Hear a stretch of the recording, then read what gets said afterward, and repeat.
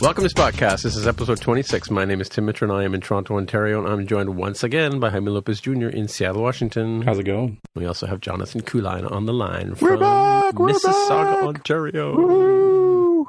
We're back. We just saw a very important series of movies and shows and stuff, and we thought, even though Star Trek Discovery is still, Disco as we like to call it, Disco is still on hiatus, we're here to talk about the stuff that we've seen over the last couple of weeks that have really had an impact. Yeah, that 2019 hiatus, which I hope means January 1st, 2019, and not, middle of the year or anything like that. So we'll talk a little bit about the intervening things that have gone in disco land throughout the show. But sure, spoilers for the rest of the show. We'll definitely be talking about Avengers Infinity War, which is sort of like the big blockbuster, and maybe a little bit of Blade Runner 2049, because I finally got a chance to see it. Finally.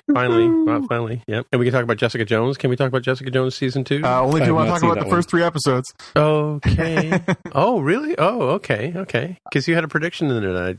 I can't say anything more. Well, I love that show, and I really want to get to it, but it's been my PVR is chock-a-block, so Netflix has to take a back seat till I catch up on all my WB shows and everything else that's sitting there waiting. Westworld came back. So on the last episode of I haven't watched Westworld yet. Oh my God, you got to watch Westworld. It's so good. I know. I will. I'm gonna as soon as this is over, I'm gonna go do it.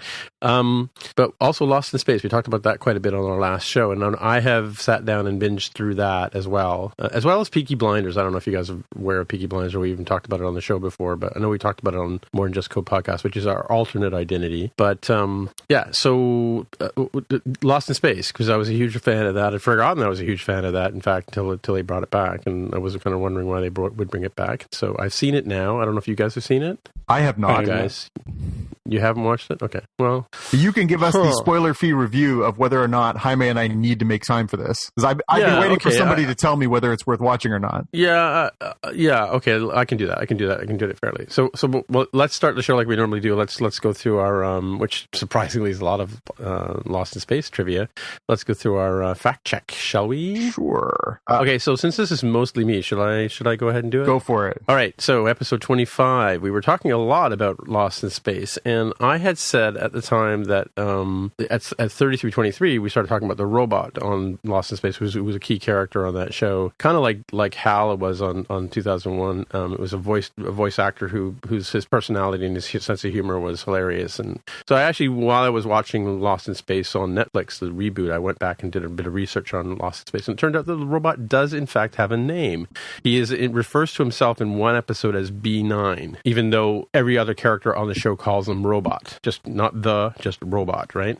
But he's a class B9 M3 general utility non-theorizing environmental control robot is what he is. That just rolls right off the tongue, doesn't it? It does, doesn't it? Yeah. It does, yes. And so next fact check was at 3339. I was mistaken in the name of the younger daughter. The older daughter is Judy, the younger daughter is Penny, which of course I should have known. God, I can't believe I got that wrong. And it was played by Angela Make Room for Daddy Cartwright, who was an English actor, actually. And if you watch some of the older episodes, you actually can hear her slip into her native tongue accent from time to time. I forgot what the exact examples are, but she was also a star of The Sound of Music. She played Brigitte, which was the middle child in, I think there were four girls in was it 4? Yeah, there was 4 girls in Sound of Music. She was the second youngest daughter, with black hair, of course. But yeah, she was in Make Room for Daddy, was a TV show starring Danny Thomas. I don't know if you guys remember Danny Thomas. I do remember Danny Thomas. And he was Marlo Thomas's father, who was that girl, and she's married to, oh God, what's his name now? The guy before Oprah, Bill Donahue. There you go. Right? Yeah. So yeah, Angela Cartwright was in a lot of shows back then, and I think her getting cast in Lost in Space might have been sort of the end of her child acting career, as it were, because it kind of stereotyped her. Then at 3507, Jaime mentioned that you don't go around naming your Macs. Well, as a matter of fact, you do, right? And I dug up some of the names of my older Macs. My first Mac's name was Marvin. I had a Mac named Zappa at one point. Of course, my longest running name was Mac Michelangelo. I have a server named Camarillo who sits behind me making noises right now, and I have another one named Zoot, which is now dead. We currently have an iMac called Vector. Zoot. Yes, well, not this actually Zoot is the name of the trumpet player on the Muppets. We'll get to the Muppets in a minute too, by the way. Yeah. So I have a Vector. I wanted to call my dog Vector, but of course I wasn't allowed to do this. I called my computer Vector instead. And Jonathan at one point had his first Mac was called Felix, and then he bought a bigger hard drive and he named that one Big Felix, if I'm not mistaken. Yeah, well, that was the Performa. I upgraded from the Classic 2 to the Performa, so it was Big Felix. So bigger computer. Yeah. Right. It was, and of course, Felix the cat was the icon on his drive. Yeah. So, do you still name your computers? I haven't for a while, I must admit. It became less sort of en vogue when it was sharing, right? It was the profiles. Profiles sort of changed it because my laptop right now has multiple profiles for different members of the household, so it doesn't really behoove it to give it a name. You end up doing more just by decorating the intro screen and stuff. Right. I think back then it was more about classic, because we used to customize everything about our classic computers before the Unix came along and put all these restrictions on us and stuff. Anyway, at 3525, I also mentioned Robbie the Robot, who was a star of Forbidden Planet. And as a matter of fact, he was made by the same effects house as the Robot V9 was made. And Robbie also appears in a couple of episodes, if I'm not mistaken, of Lost in Space. Because I mean, why Irwin Allen, who was famous for recycling his rubber men, the swamp creature, ended up on Time Tunnel, and I believe he was on Lost in Space as well. And so Irwin Allen was at the time he was sort of he was like everybody. He was like like J.J. Abrams of his day, if you will. Like, he kind of had all these different shows and all these crazy ideas. He had like the Time Tunnel, and he had Land of Giants, Land of the Lost, and and he did Towering Inferno as a movie, and that was probably hit the epitome, or maybe the Poseidon Adventure might have been his too. Now I think about it, but yeah, he had a lot of shows back then. I guess it was sort of a thing to do. You just once you got on a roll, they kind of just gave you more money to whatever. But he would recycle his rubber suits, for various villains and stuff like that, and so Robbie the Robot ended up on a lot of shows back then. So, yeah.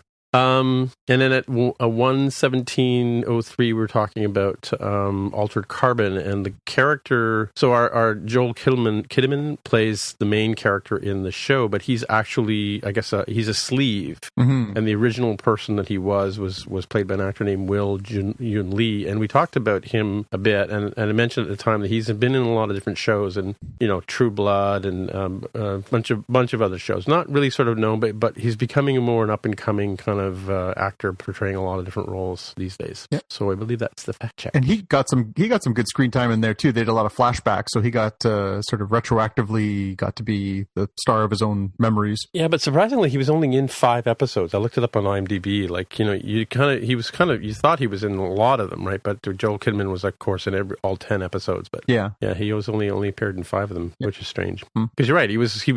I mean, all the way through, you kind of knew he was. You found out early on that he was in fact the original guy that got offed or whatever. Yeah, it's a weird kind of 22nd century whitewashing where they took the Asian man and put him in a white guy's sleeve. That's true. Okay, now.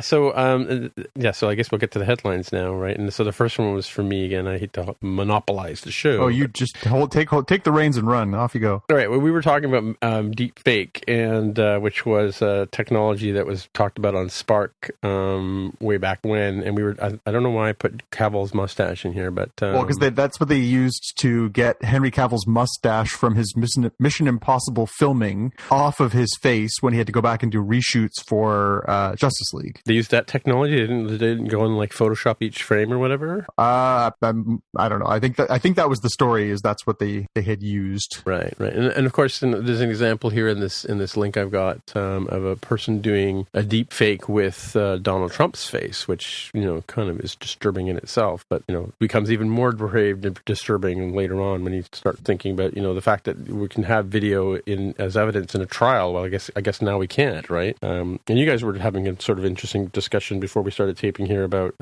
porn being made with deep fake. Yeah, I was listening to a podcast a while ago now, a good month ago, where they were talking about how people are getting filing lawsuits because they're actually using their likenesses and putting them into adult films. So they're taking like famous people and putting them in really convincing scenarios where they look very much like a very plausible scenario. And apparently this is not necessarily a mainstream thing, but it is out there on the internet that you can see, a likeness of, I'm going to use for just the sake of example, like a Scarlett Johansson, but it looks just like her. And they've used this deep fake to make it look like it's her, talking dirty and doing dirty movies. So it's pretty crazy. Wow.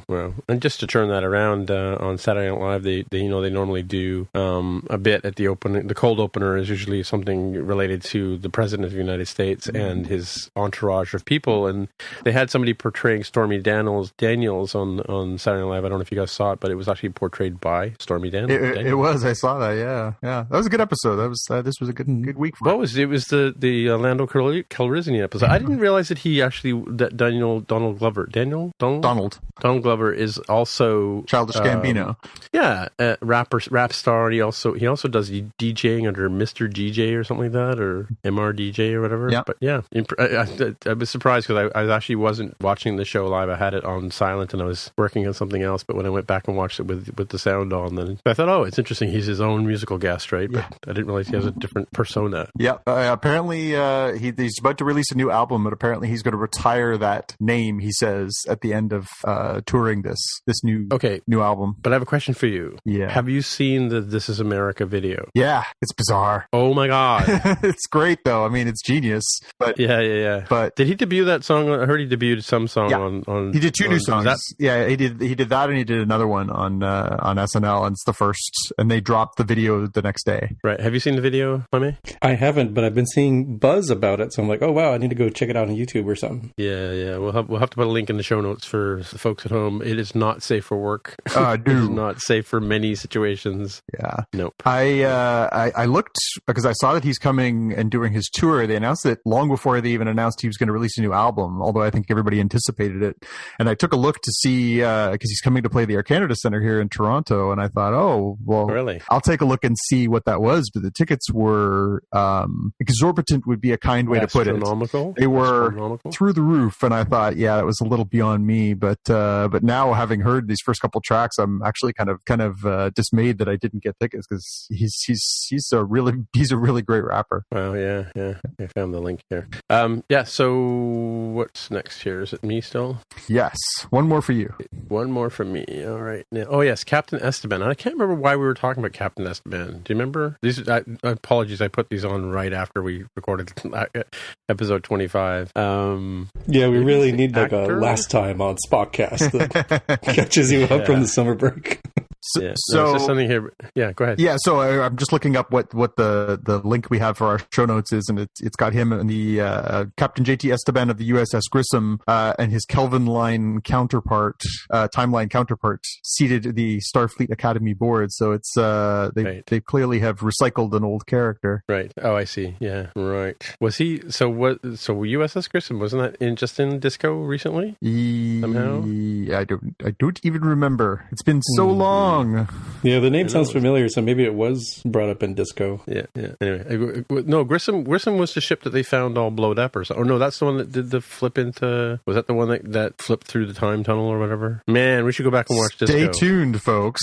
Just waiting for some real good fact-checking. There's going to be some real good fact-checking in the next episode, if we can remember by the time we get there. I'll remember to do the fact-check sooner than later next time. What it's about, yeah. All right, so off to you, Jonathan. All right, so let's do a little catch-up on where we are in Discovery. So good little buzz today that our man Jonathan Frakes posted a photo of himself. He's back in Toronto directing episodes of Star Trek Discovery Season 2, which started filming within the last week or two.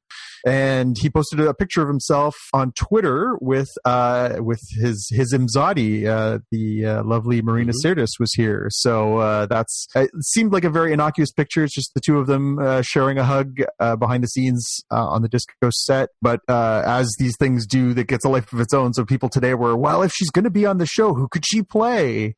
Which is kind of fun. It's nice to see the two of them together again. I wonder if that is going to be something, or if it's just two old friends reconnecting. So he was directing an episode. Is that what we're talking about? Yeah, he directed an episode of last season, and so he's come back to do some more. And they have not presented any comment beyond Marina visited him on the set, but could be maybe a guest spot down the road. Who knows? Yeah, I saw some tweets actually from the lady stars of disco about having met her, and today, believe it or yesterday, I think. Yep. So this is pretty recent. This story. Yep. Yeah, I think it was yesterday that they. Okay. Yeah, Okay. Yep. All right. And what else you got? Speaking of guest stars on disco, so they announced a little while ago that Tig Notaro, the comedian, is going to be a guest star on the show in season 2. They have not said for how many episodes, but apparently she's going to be on. She's going to be playing the chief engineer of the USS Hiawatha, Chief Engineer Denise Reno. So that's another little interesting tidbit. We're going to see another starship, and not sure how that ties into what we left off last season with a little bit of suspense, getting to see the Enterprise show up. We'll see how this plays out in season 2. And now, of course, we may be waiting a little longer for season 2, but we'll get to that. Right.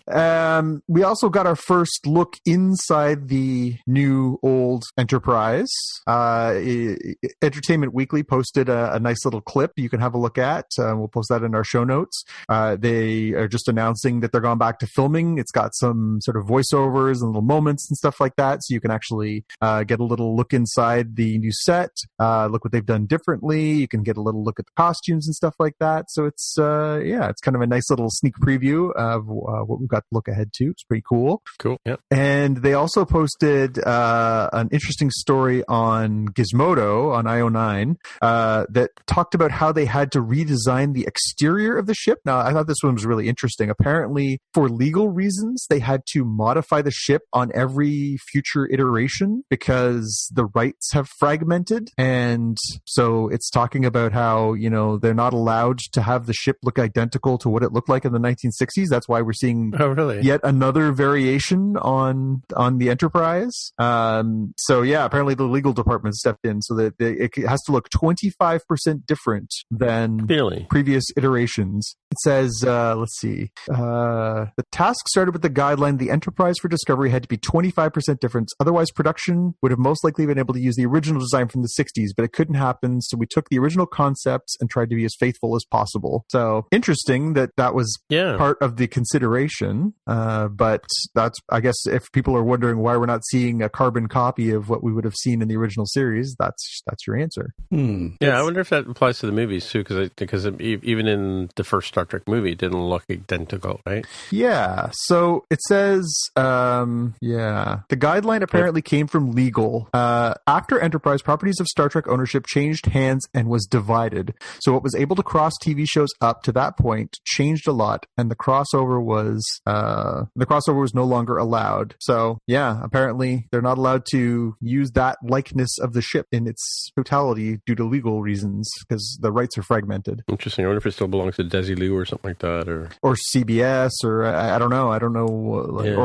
Or some proprietary designer owns a right, or I don't know. But interesting that's a factor in how they have to think about that. So I don't know if I ever mentioned this on the show or ever to you before, but I saw the original Star Trek Enterprise at the Smithsonian in what year was Watergate? 73, I think. So we went to Washington on a family trip and went to the Smithsonian, and of course the Enterprise was there in a big glass booth. And then when I went back to the Smithsonian a few years ago, 2015, I think, for RW DevCon, it was actually in the back area and it was being reassembled for the 25th anniversary. What just went by? 50th. For Star Trek. 50th. 50. Was it 50 years? Oh my God. It was in the 1960s, man. Yeah, time goes by real fast. Wrinkly. Yeah, I did the problem. I had a math problem on denial of math problem on More Than Just Code last weekend too. Yeah. So the 50th anniversary. Yeah. So they reassembled it it and put it back in the Smithsonian. I didn't go to the Smithsonian this year. I should have done that just to see if it was there. Sort of come, full circle, as it were, right? Yeah. Mm-hmm. I have a feeling it'll be there for a few more years. Well, no, I mean, they took it out. I mean, like, it was there, and then they took it out, and they put it back, and, they took it all apart. And so I have pictures of it being reassembled, and you see the dish on one skid, and you see the body on another skid as they were kind of, painstakingly putting it back together. So who knew? Yeah, I'd be interested to see more of these designs. So talking about the interiors, the link that Jonathan has here also has the art design for the uniforms, and the Enterprise itself will be interesting because we got like a real quick sneak peek at the exterior, and that could change for season 2 slightly, right, as they decide to show it more. My favorite original Enterprise design is pretty much from the movies, and I can't remember if they all look the same. There's probably slight tweaks. I want to say it's the Enterprise A is probably my favorite. Sort of, it looks like the classic design, but it's more modern, sleek, bigger budget. Was that the one that blew up in the Wrath of Khan? That would be the original Enterprise, and then they get the Enterprise A, the renamed Yorktown, and it looks slightly different. I've seen one of those comparisons online. I feel like that's the best one because there's the original from the TV series, that's got some charm. The J.J. Abrams Kelvinverse one, it looks a lot like the original with some modern sensibilities, but I never really liked the nacelle piece. But I feel like the original movies, the Enterprise, really, really was my favorite, and I'm excited to see if I'll have a new favorite with the Discovery version when it gets really prime access to look at it. Yeah, so that's what I mean though. Like in which one? Because I know that in the are we meant to believe in the Star Trek movie, the first one, that they were retrofitting the original Star Trek Enterprise? Yeah, and that's the one that Khan blows up. Yes.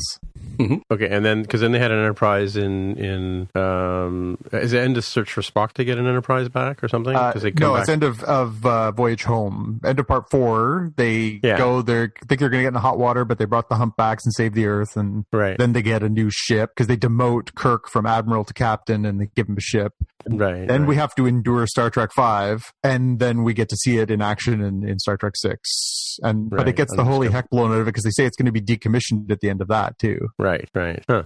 Yep. And I'm also kind of curious on the uniform thing here for Enterprise, for the Enterprise, whether there'll be like a little sly comment or nod to the fans of like, hey, why do you guys get the new uniforms? We're still stuck with the blue ones. Oh, well, we're the flagship of the Federation, so we get all the cool stuff first. Sucks to be you. Mm-hmm. Inexplicably, people are wearing mini skirts, and they're multiple colors, and they'll just be able to mix all kinds of weird excuses in there. I look forward to seeing how they explain all that. Yeah, I was going to say, who do you think is going to play is it Kelvin universe that J.J. Abrams is in? Which one? Kelvin timeline, I think is what they call it. So who's going to play Jean-Luc Picard in that universe? Tom Hardy?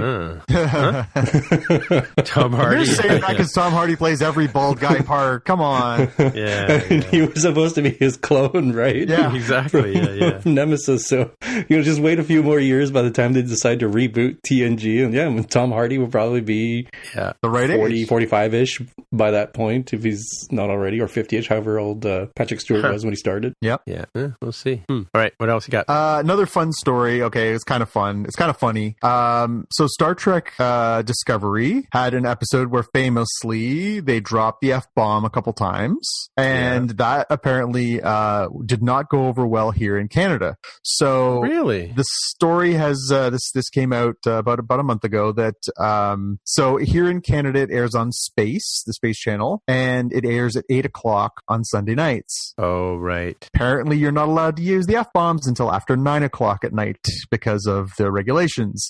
So they used the F-bomb twice. Apparently, the Broadcast Standards Council here in Canada was not very pleased by this, and apparently slapped the knuckles of Space for airing this episode so early in the night when youngsters could be influenced by that naughty language. So some effing trouble for the people at Space Network over the F-bombs in Star Trek. Were they okay with the Klingon space nipple? Like, what was that? I can't remember if that happens before or after that moment. Yeah, didn't we see that more than once? I'm sure it was in a couple episodes. We'll have to ask if that was okay, because I guess that's so clearly fake. I don't know. Wait, did I miss something here? Yeah, there's a couple of different flashbacks where he's flashing back to being imprisoned and being what he thinks is being raped, right? But it's actually turns out to be consensual in retrospect. And so they go back and they're having these flashbacks, and you actually see Laurel, right? You see Laurel topless at a couple of different occasions. Right. Very fleeting, so, but clear, like you can clearly see it. Right. There you go. And in our first bit of non-Star Trek news, I thought this was really interesting. This just I just saw this tonight. So this was from our friends at Reuters. Have a story that says that apparently Comcast is preparing a bid to try and buy Fox's assets to try and undercut Disney. Wait, isn't that an old story? This story is moved today, so I hadn't seen this previously. Apparently, that Comcast was in the talks previously to try and acquire these things, but apparently they have tried to work out bridge financing from investment banks to try and place a cash bid of $60 billion, which would be $7 billion more than Disney's bid, and also it's a cash bid, not a stock bid, so it's a more favorable deal for Fox. No word on whether this is coming to pass. This is Reuters is reporting multiple sources have told them this, but this is them pulling the Thanos and wiping out all hope here. They've decided that they want to disrupt and potentially own a large portion of Marvel's catalog that they were hoping to get back, including the X-Men, Fantastic Four, Silver Surfer, and all that, Deadpool. Right. That everyone was very eagerly anticipating, how is this going to impact all those characters going back into the Marvel universe and Marvel getting all its properties back? Well, stay tuned. This could get interesting. Right. Comcast, isn't that the company that you and Mark use for internet, Jaime? I can't remember if Mark does, probably, because they're probably all up the West Coast. Also known as Xfinity, if you're using the Xfinity cable internet service, as opposed to Time Warner, which has Roadrunner as the right. equivalent. So this is essentially your Rogers, I guess. Yes, right? Based on the way you've talked about their delightful service and customer service. I believe they are roughly equivalent between American and Canadian types. No, it's just that Rogers has been buying up all the assets here too. I mean, they own what I like to call the Sky Dome is now the Rogers Center, right? And they've been buying up things left, right, and center, along with CTV, which is the other Canadian network here, right? Yep. Bell owns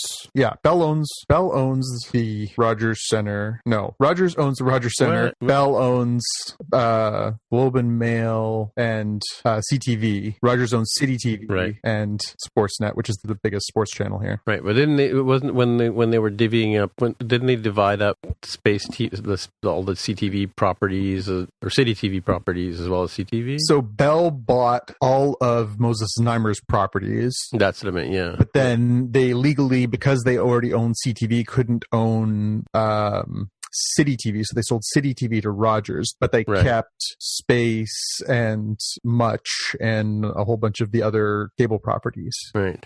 Huh, interesting. Yeah, there we go. All right, so I guess the next one is sort of me. If you've been watching Hell on Wheels on, I guess it's, what is that channel called? AMC?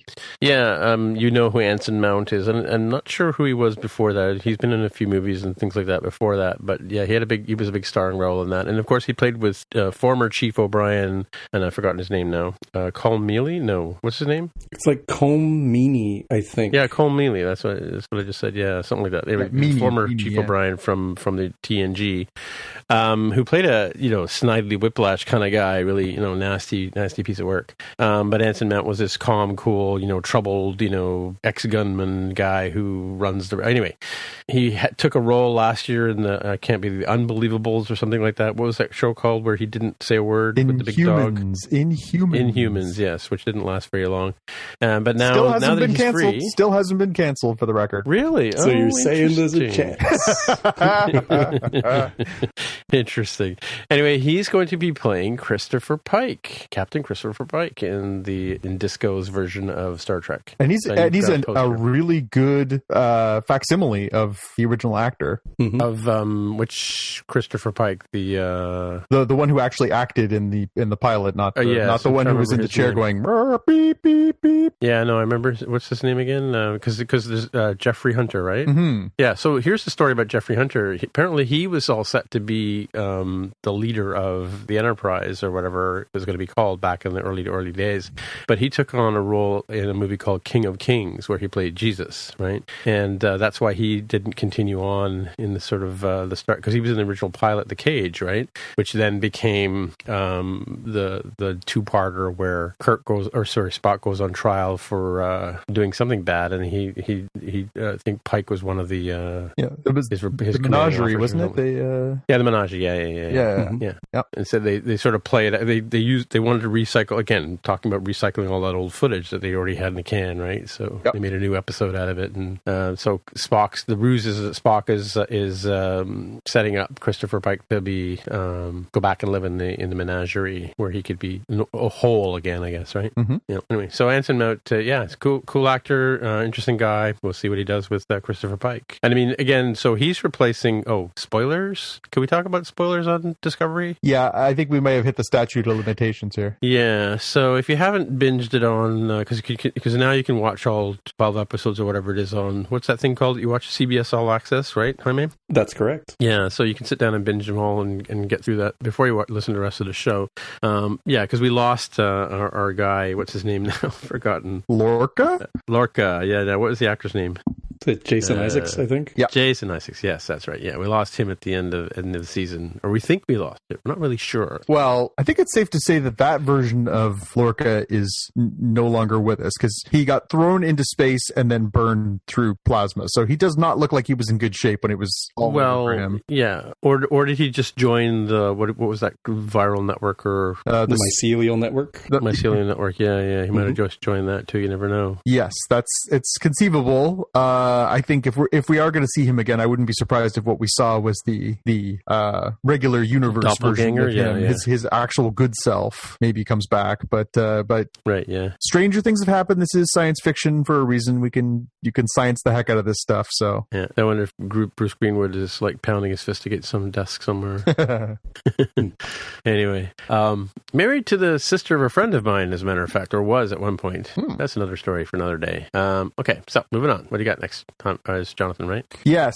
Well, I guess this is are we there yet? Yeah, let's do the thing, and then the other things are tied to that thing. So all right. So we're gonna do this spoiler free, right? So let me find my timer. So what we do here on this show, folks, if you haven't sort of figured it out by now, is we normally cover the Discovery and we talk about the show previous. But of course, there's no shows to talk about. But when we have a big movie like Avengers: Infinity War, we like to do a review of it now that Jaime has caught up to us and seen it.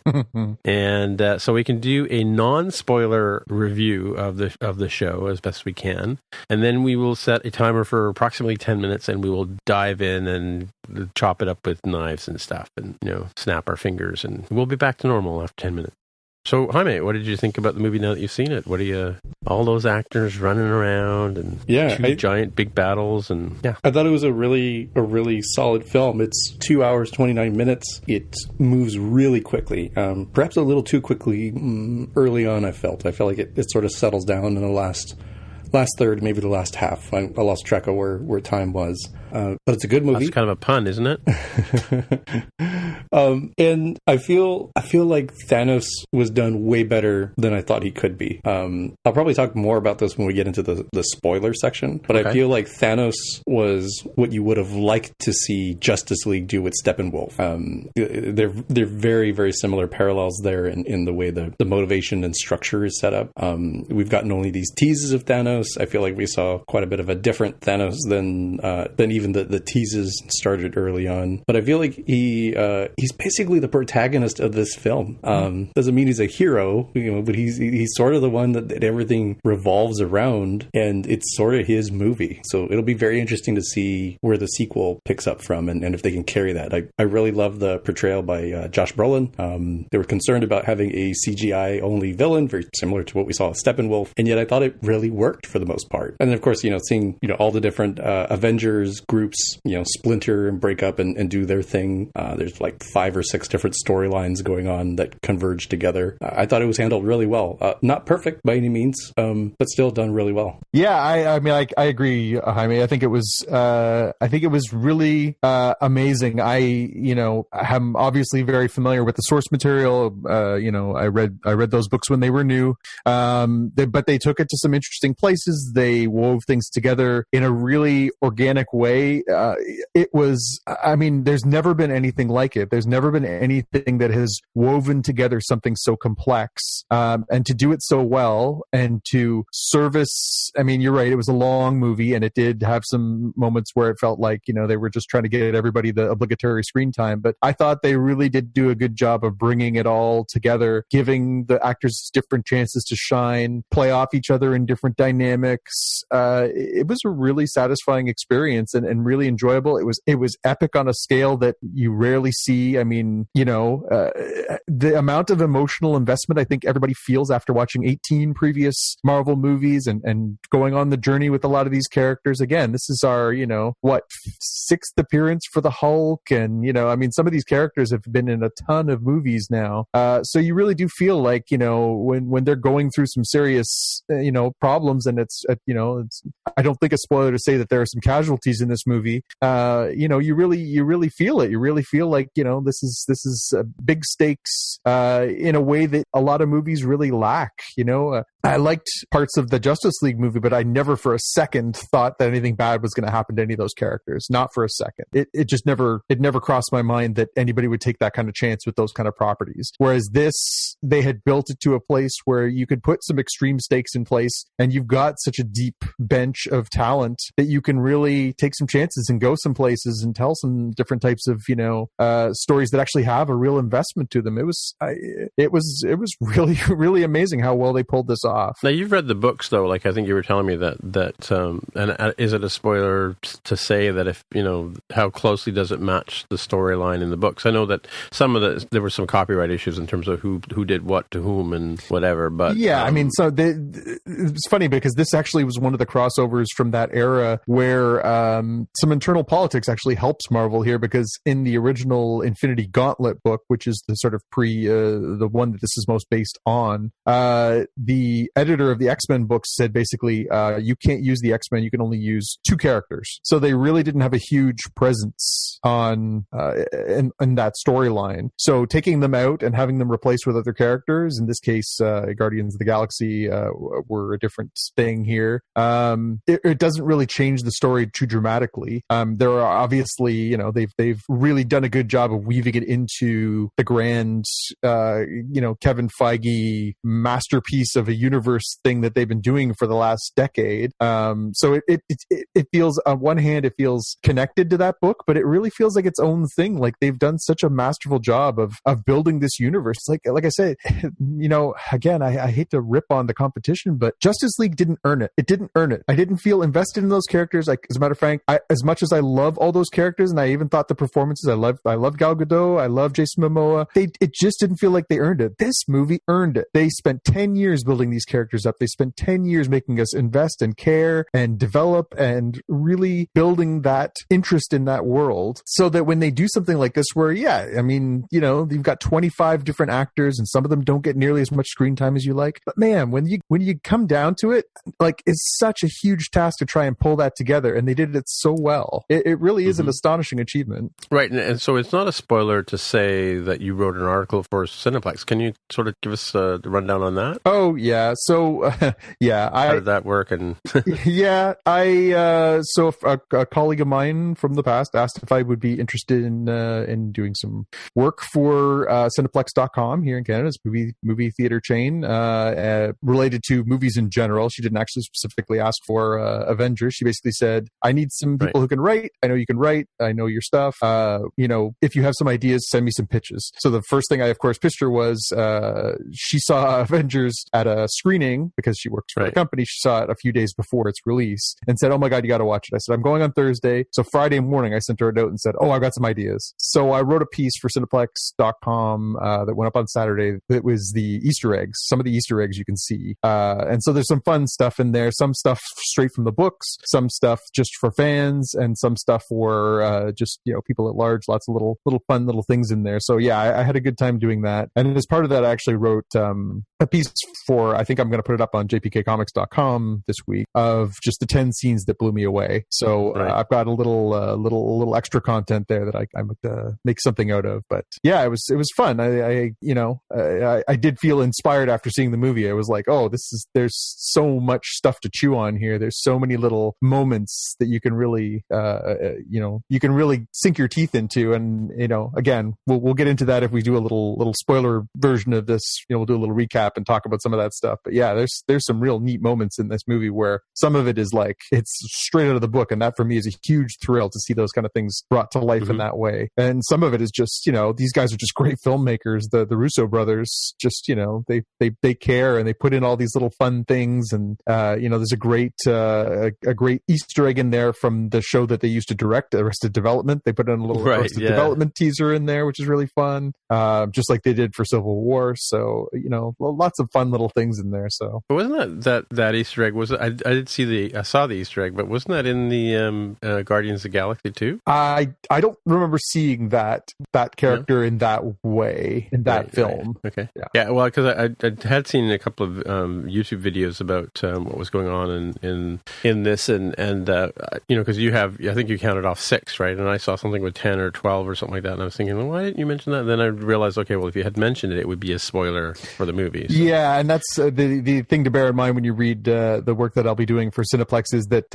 obviously they have a vested interest in making sure that you want to go see the flick and not necessarily are looking for something that I would write if I was writing for someplace that didn't mind spoiling things. So cool. Yeah. Cool. We'll have to link those into the show and talk about them and stuff. Yes. All right. Okay. So, my spoiler free review, people have asked me about it, because we went and saw it on day one, I think, right? Or day before day one. Day before day one. That's right. And, so people have been asking me, like, without spoiling it, what was my impression is, it's definitely a good movie. It's really, really long. Yeah. I have to say there was a couple of points in the thing where I was having trouble keeping up with the threads, but because it does bounce around a bit. So it was definitely worth seeing. There was a lot more in it than I could take in, but in some cases, because some of the people meant nothing to me, right? But you're right. The building up of the last 10 years, starting from, we counted off the 18 movies that made up this in the last episode. Mm-hmm. All told, it's amazing that it was 10 years and it was 18 films, and this is like the 19th film in that franchise, right? Yep. Right. It's funny because I heard a podcast a little while ago. I'm a fan of Kevin Smith, the filmmaker, podcaster. Mm-hmm. Somebody asked him who his favorite filmmaker is right now, and he said Kevin Feige. And people said, well, no, he can't be your favorite filmmaker. He's not a director. He's not a cinematographer. He's not, and he's the architect of this. The guy is a genius to have the vision to think of the way they intertwine something this complex into something like this. The guy is an absolute visionary. Like, obviously he works with a very talented group of people to bring it to life, and works with amazing directors and amazing writers and everything else. But wow, to have that. Yeah, it's something like Asimov would have done back in the day, in fiction writing, right? And it's just like something out of the comic books. Like it's the scale and scope of it. It's like something you would have seen in one of those, massive summer blockbuster crossovers in the 1990s or 2000s. This is the Secret Wars. This is the Infinity Gauntlet. This is the, insert your massive crossover here. Atlantis attacks. You could pick out all these different things where, all these heroes come together, but to see that brought to life on a screen, I never thought I'd see it in my lifetime. I never thought I'd see anything on this kind of scale. And again, it made me really excited for the possibility of where movies will go if this genre continues to show strong. And at $1.2 billion after 10 days, that's where they're at right now. There's no sign it's going away. And how much have they made in 10 days? $1.2 billion. Billion with a B. Fastest movie to a biggest opening of all time in Canada and the United States and worldwide. Yeah. And the fastest movie to $1 billion in history. So this movie, people are like, oh, I'm getting exhausted watching these superhero movies. Well, clearly year alone, because these things are going huge. Gangbusters, yeah. You know, that's huge. That's huge. Well, Carol was saying this morning that you know, we were talking about it at breakfast, and that you know, the opening may not have made enough money to pay for the production based on salaries and you know, special effects and all that kind of stuff. But I guess now that they've hit this billion mark, clearly they've made it back, right? Yeah. Well, apparently the budget was somewhere between $300 and $400 million dollars, I should say. Now that was just production costs, but the other thing to bear in mind for that is that the marketing costs and some of that additional stuff would have been very high as well. Yeah, but then usually it's all those twice. All those costs are also not reflective of merchandising and all the other things that come into it. So they're going to end up breaking $2 billion just at the box office off of spending probably $500 to $600 million all in on production and marketing and all that other stuff. Crazy. But then they're going to take in another however many hundreds of millions of dollars in merchandising, video game licensing, product licensing. So, I mean, Disney's printing money at this point, right? Like, yeah, I'm just thinking about all those starving people in the real Wakanda. Yeah. You know, we were talking about Blade Runner 2049 probably a few episodes ago, and how it didn't make back, like, you know, that production cost. And then we said, even if it does break even on that, you still got the marketing cost. So you take production cost, double it or triple it, and somewhere in that range is where movies start to really make money. And with such a big production cost for Avengers, you know, it seems quite reasonable that they've met that. You know, let's go with 400 and triple. All right, so 1.2 billion is like they've broken even on that. But unlike 2049, this has enormous merchandising possibilities, right? You can get Happy Meal toys. You're not going to get a Happy Meal toy of like Jared Leto in his character in 2049, right? If they did, I kind of want one. If they just saying, you know, if somebody's thinking about my next birthday, if they put out the Jared Leto as his weirder character from Blade Runner 2049 with the floating sensors and all that. Yeah, that's right. Yeah. And the woman suspended from. Anyways, yeah. Oh yeah, right. Yeah. Never mind. I'm not going to say it. Yep. All right. So should we dive into the spoilerific version? Yes, definitely. Lots to discuss. Right, starting the timer now. Okay. So the way it works here, folks, is we're going to talk for 10 minutes roughly, and you know, the gloves are off. You know, we're releasing the boys. They're going to say what they want to say, and then so if you haven't seen the movie yet, skip ahead 10 minutes. This is your last warning. Starting now. Go. Can I go? I'll go. Yeah. Sure. You go. Oh, so many good jokes, so many good lines. I'm amazed how funny this movie was. It was such, you know, for something that was so dour and so serious and so, you know, blockbustery, this villain that they've been building towards, and he's kills Loki in the first 5 minutes of the friggin' movie. Yeah. Like, it kills Heimdall, beats the crap out of Hulk. Like, it starts with a bang. And this movie sets this really ominous tone of like, okay, everything that we've been working towards is going to happen. But then they throw in the whole scene where Thor meets the Guardians is gut-bustingly funny. All these great lines, you know, the children of Thanos show up in New York, and, you know, Robert Downey Jr.'s Iron Man is busting out the SpongeBob SquarePants jokes. I mean, there's just, it's such a weird balancing act, but they somehow totally pulled it off. And the pirate angel baby, the recurring joke of calling Rocket Raccoon a rabbit, like, just so many, you know, he's not a dude, you're a dude, this is a man, like, you know, just, it's like a pirate had a baby with an angel, you know, like, there's so many funny, goofy, good lines in here too. And yeah, like, what stakes? Holy crap. Like, to start that movie, they didn't even show you the like flickety flick, we're Marvel, look at us. They were like, Marvel, been here 10 years. By the way, Thor's gonna get messed up, and we're gonna see the Hulk get the crap kicked out of him, and they just killed Loki, and they just killed Heimdall, and wow, they just dove right into it and showed you where this whole thing was going. And then we dive into, you know, back to Earth. They invade New York. Spider-Man crossed over with Iron Man, crossed over with Doctor Strange, like, amazing stuff. Then they go into space. You get Thor crossed over with the Guardians of the Galaxy. Then you end up, you know, this like huge action scene where they go to nowhere, and you've got the Guardians versus Thanos,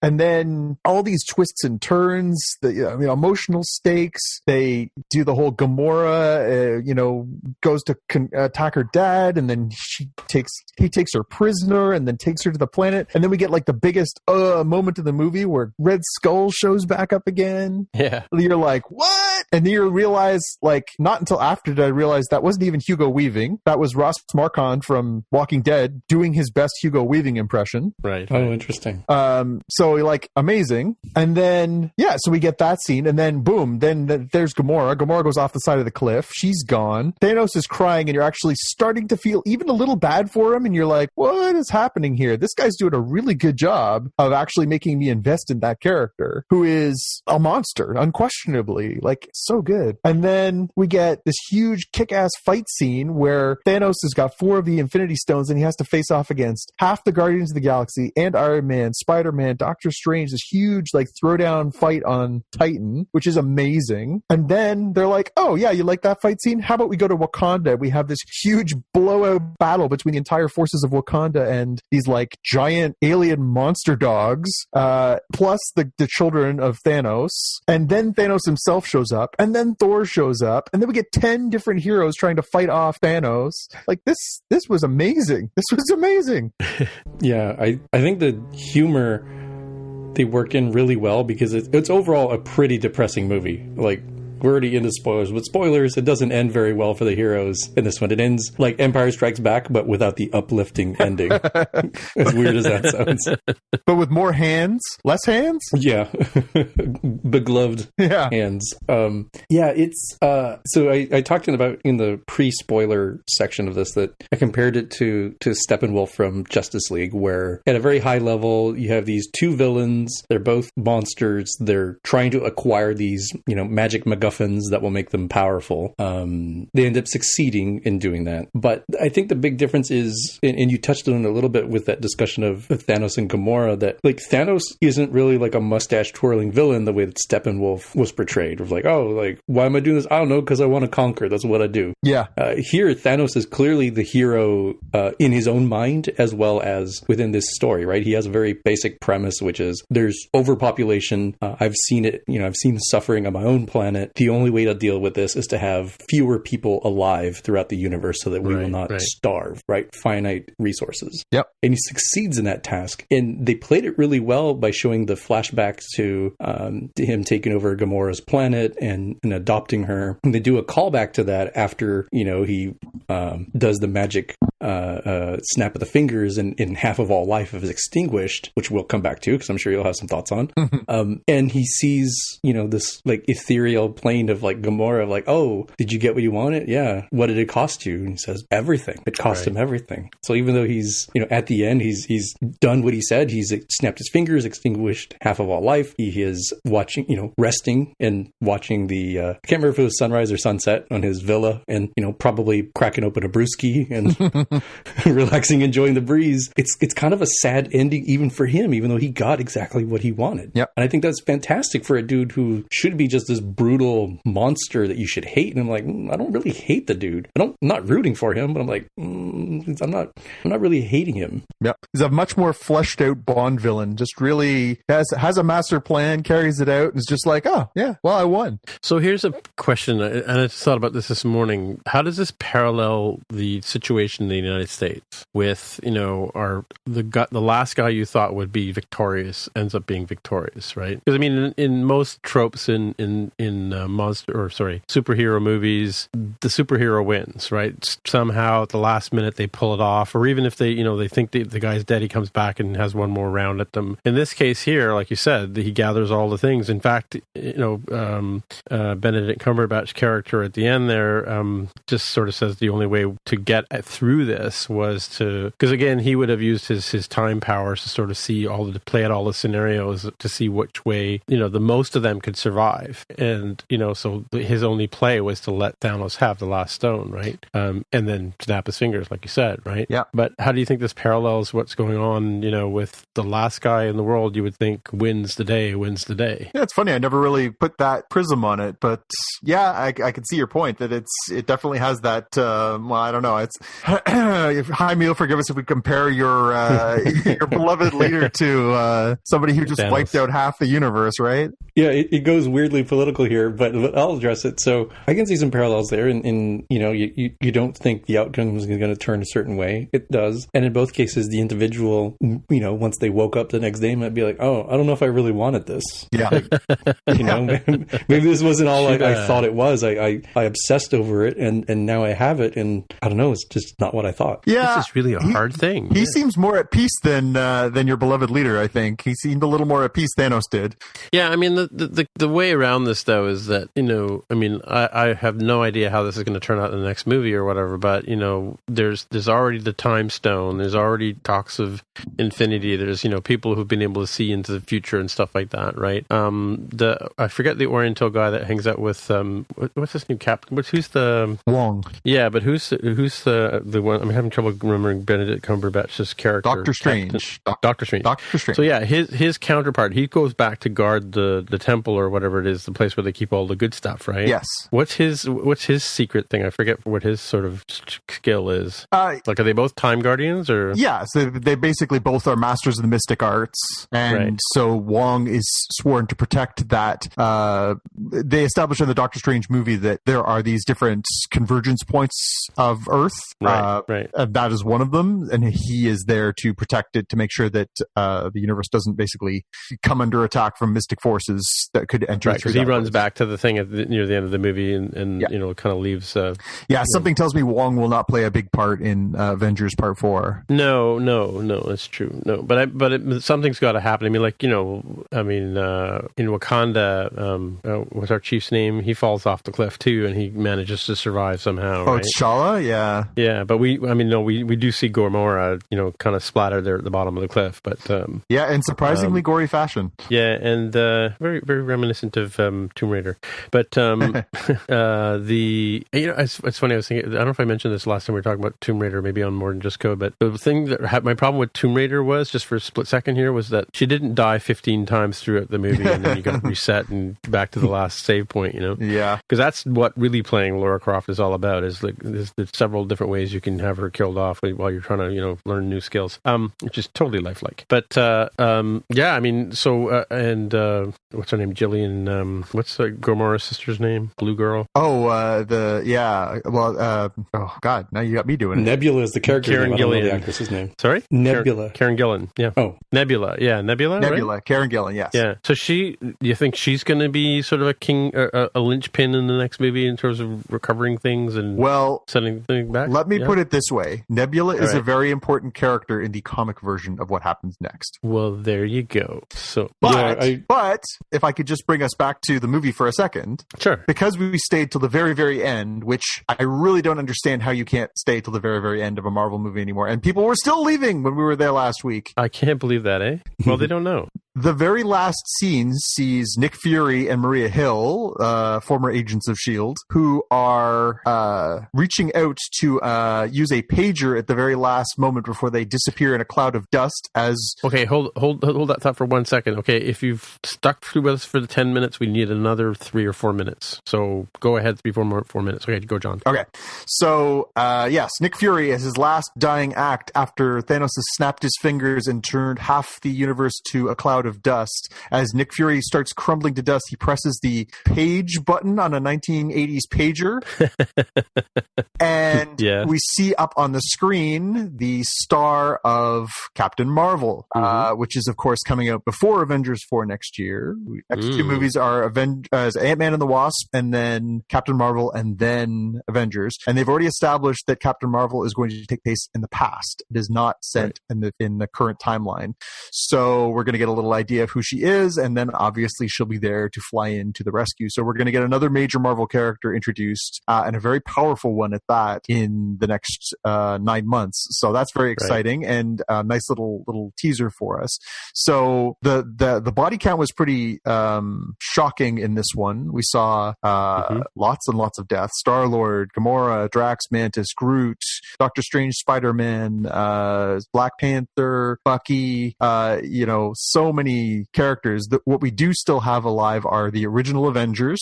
Strangely enough, yeah. Coincidentally, they are going to have to get back together and solve their problems. And Rocket is still alive. Nebula is still alive. And War Machine is still alive, which again is a strange one. And Christopher Pratt announced today that they're going to start filming Guardians of the Galaxy 3 in next year. So yeah, I mean, let's just be clear here, whether you're listening in on spoilers or no spoilers, but if you think this is the end of the Marvel Universe, give your head a shake.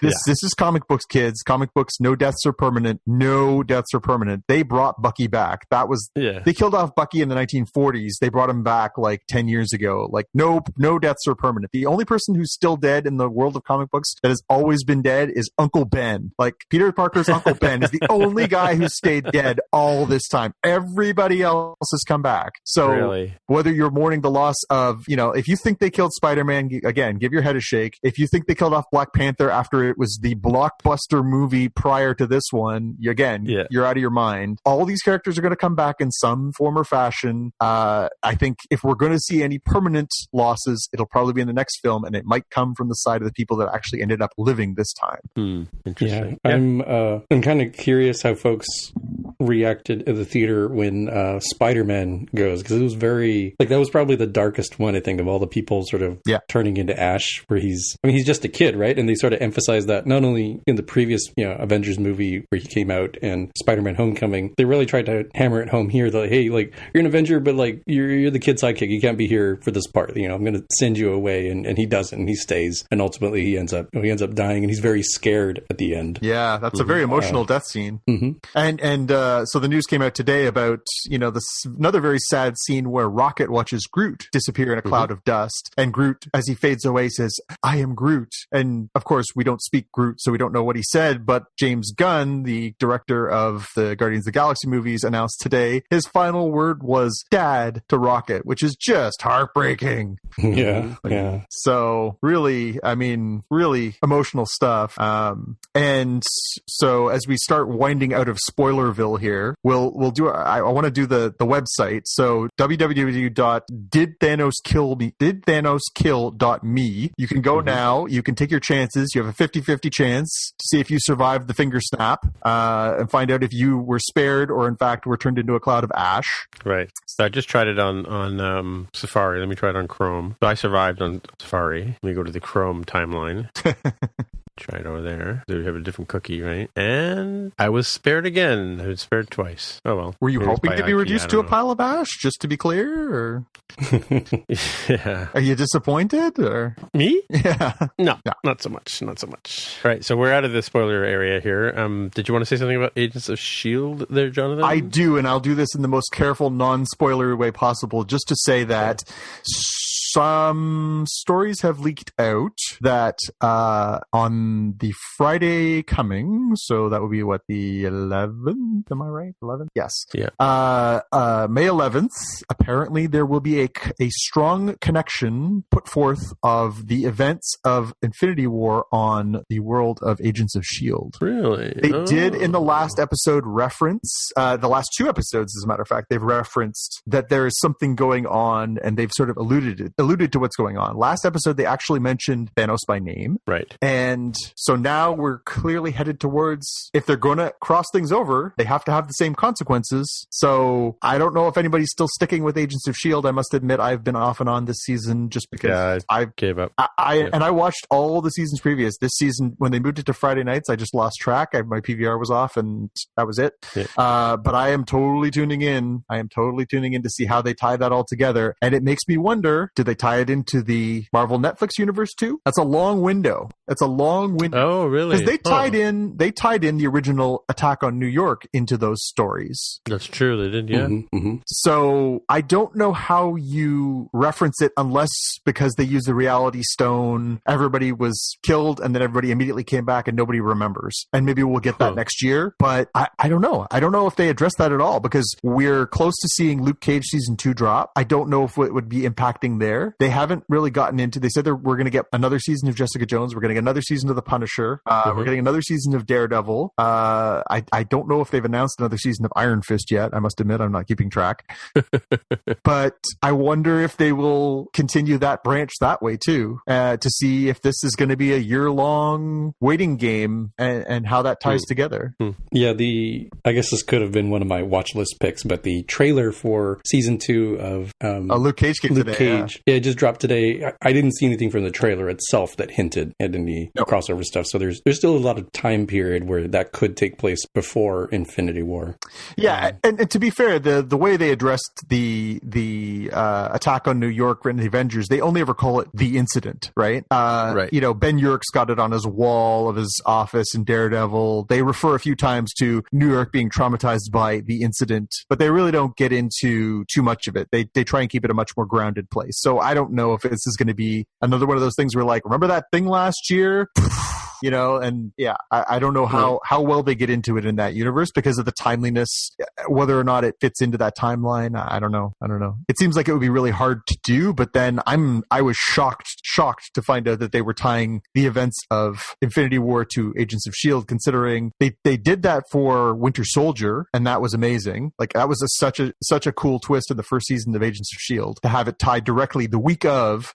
If you went and saw that movie on Friday night, on Monday you came and you tuned in, and there was like the instant ramifications to that TV universe. That was very cool. To see if they can do this right, that's really cool too. Although the other little weird hinge on this is we're down to the last like 3 episodes of Agents of S.H.I.E.L.D. for the season, and it may not come back for season 6. So unless Disney knows something we don't, like, they're supposed to announce I want to say beginning of next week, I think they do their decisions on what they're going to renew and bring back. So maybe they have already made that decision and this is part of that, but that's mean they all just disappear? Well, yeah. I mean, it's 50% of the universe, but as we've seen with some of the, you know, again, I don't want to get too far into Spoilerville, but that, you know, some characters have suffered unusual fates and some entire teams have suffered unusual fates as a result of what happens in Infinity War. So right, pretty convenient. All right, so shall we move on to Jaime Lopez spoiler version review of 2049, which nobody cares about because everybody's seen it already?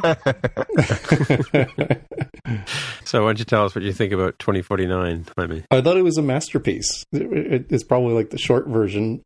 It's a great movie. I think it really holds up rather well, as you guys mentioned, to the Blade Runner original. It feels like a natural extension of that, even though it was, you know, filmed many decades later.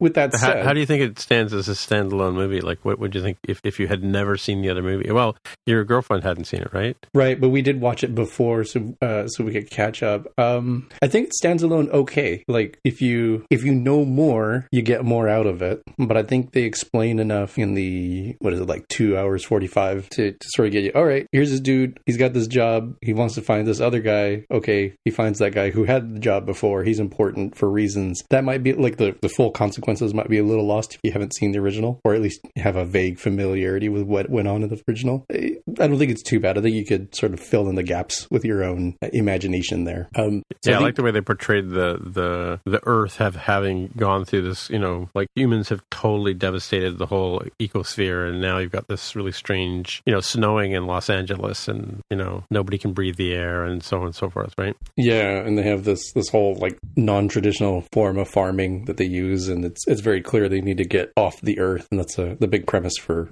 Jared Leto's Wallace character, of, like, we need to manufacture more of these replicants so that we can push out and have humanity survive away from Earth. Right.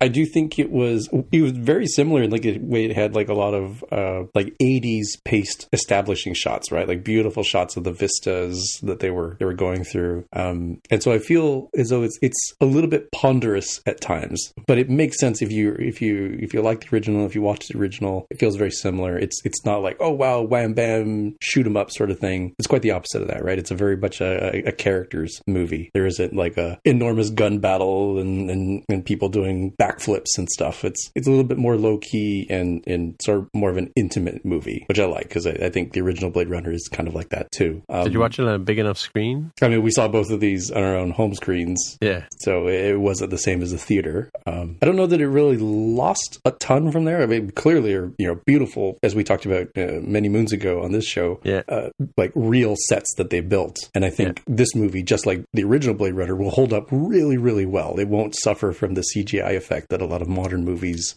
end up with. Yeah. So that's nice to look forward to.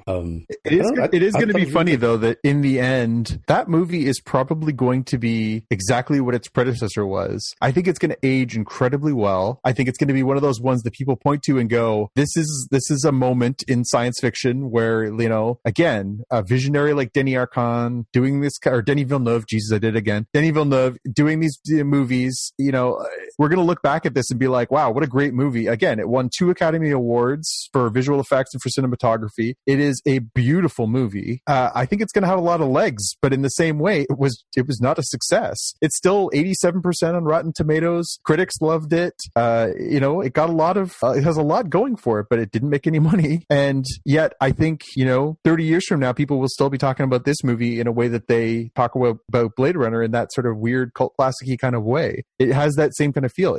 We talked about it months ago, but the way that movie is paced, the way it feels, the slow burn of it is just, it's so uncommon now for movies that have to hit the ground. We talked about it, Avengers, Avengers hits the ground running, like just running to get in as much information as possible in 2:45. This movie takes its time to get through that. Like it's a slow burn of a movie, but it's amazing because you never see that anymore in a science fiction movie ever. Right. Yeah. I think the big part for me was, having watched about half of it, I was like, wait, does Harrison Ford even show up in this movie? Was this like a troll in the trailer? Because this dude is not here. Yeah. And he's obviously a very critical part of the movie, a very big part of the movie when I went back and looked at the time. But it takes a while. They don't just jump into it. Hey, I'm Harrison Ford. I'm Deckard. Good to see you, kid. All right, let's go off an adventure. It's quite a different movie from that. Well, even the interpersonal relationships I thought were really fascinating in this film. I mean, you got the replicant crazy woman, and you've got Robin Wright's character as what's his name? W? Or what's his Q, his name's right? K. Ryan Gosling is K, and she's the lieutenant. Yeah, lieutenant as his boss, and how she plays him, and that kind of stuff, right? And of course the Jared Leto character is just, he's off the hook, right? Yeah, as usual. He was in a different movie entirely, that dude. Yeah, as usual, right? Yeah. He's always in a different movie. Yeah, and Kay's just so calm throughout the whole thing. I mean, he has to be a replicant because he's just never really flies off the handle kind of thing, right? No, but he plays that with such a slow burn too, where his relationship with his virtual reality girlfriend, there's a lot going on. Like he really plays that a really interesting character because he's got some depth to him. You can tell he's a replicant, but then he's got this emotion brewing. He's got this conflict. Again, when he starts sort of unraveling, he's not sure about who he is and his identity is in question. Like he plays that really subtly, but really, really, really interestingly. Yeah, lots of Easter eggs for, if you've, I think I talked about it last time we talked about the show, but hooks and music, but there's a lot of shots back to the original movie, like the uncanniness of Mackenzie Davis looking like Pris, Oh yeah, looking like absolutely, yeah. Just you glance at her quickly, and you're like, oh my god, it's the same person almost. In fact, I thought it was when I saw one of the trailers. I went, what? And I went back and watched it again just to make sure, right? Yeah. So it's lots of interesting interplay. I think I watched it a couple of times now. I have the disc, but I haven't actually sat down and watched all the way through again. But still, it's like I'm saving that for later. But again, it's good. Do they have director's commentary for? I tried looking this up, but surprisingly, wasn't that easy to find. Is there what was the reason behind using Peter and the Wolf as the theme for Troi? I don't know. I haven't actually gone through the director's commentary. It's funny. I don't really do that very much anymore. I used to do that all the time with movies. But you're right. I should go back and do that in this particular case. But it's funny. I was thinking about that the other day with Netflix. That's the one thing about Netflix. Netflix is you get to watch the movie, but you don't get to watch the director's commentary with Netflix, or am I wrong? No, you don't. Yeah, so because that's always an interesting thing, like, especially when you like like the Mel Brooks one of Blazing Saddles. Isn't it halfway through the movie he goes, well, that's it, that's all I have to say, and then he walks out, right? Yeah, there are some all-time classic ones. My personal favorite is Ben Affleck doing Armageddon, because he is unquestionably hammered while he's doing it. He's so nice, so clearly been drinking. He's like, listen what Bruce Willis says to me here. Listen what he says here. He is just hose. It is so funny. You can watch it on YouTube. It's so funny. Some of the Kevin Smith ones too, where they're just tearing their own movies to pieces, are also classics. And Arnold Schwarzenegger doing any of Arnold Schwarzenegger's movies is priceless, because all he does is describe what he's doing in the scenes he's in at that moment. Okay, so what I'm doing here, walking across the room, what I'm doing here is I've got a gun and I'm pointing it at this guy and I'm gonna try and get information from him. And then look, he gets scared and he gives me the information. I'm like, yeah, thanks for the recap, Arnold. I can watch the movie.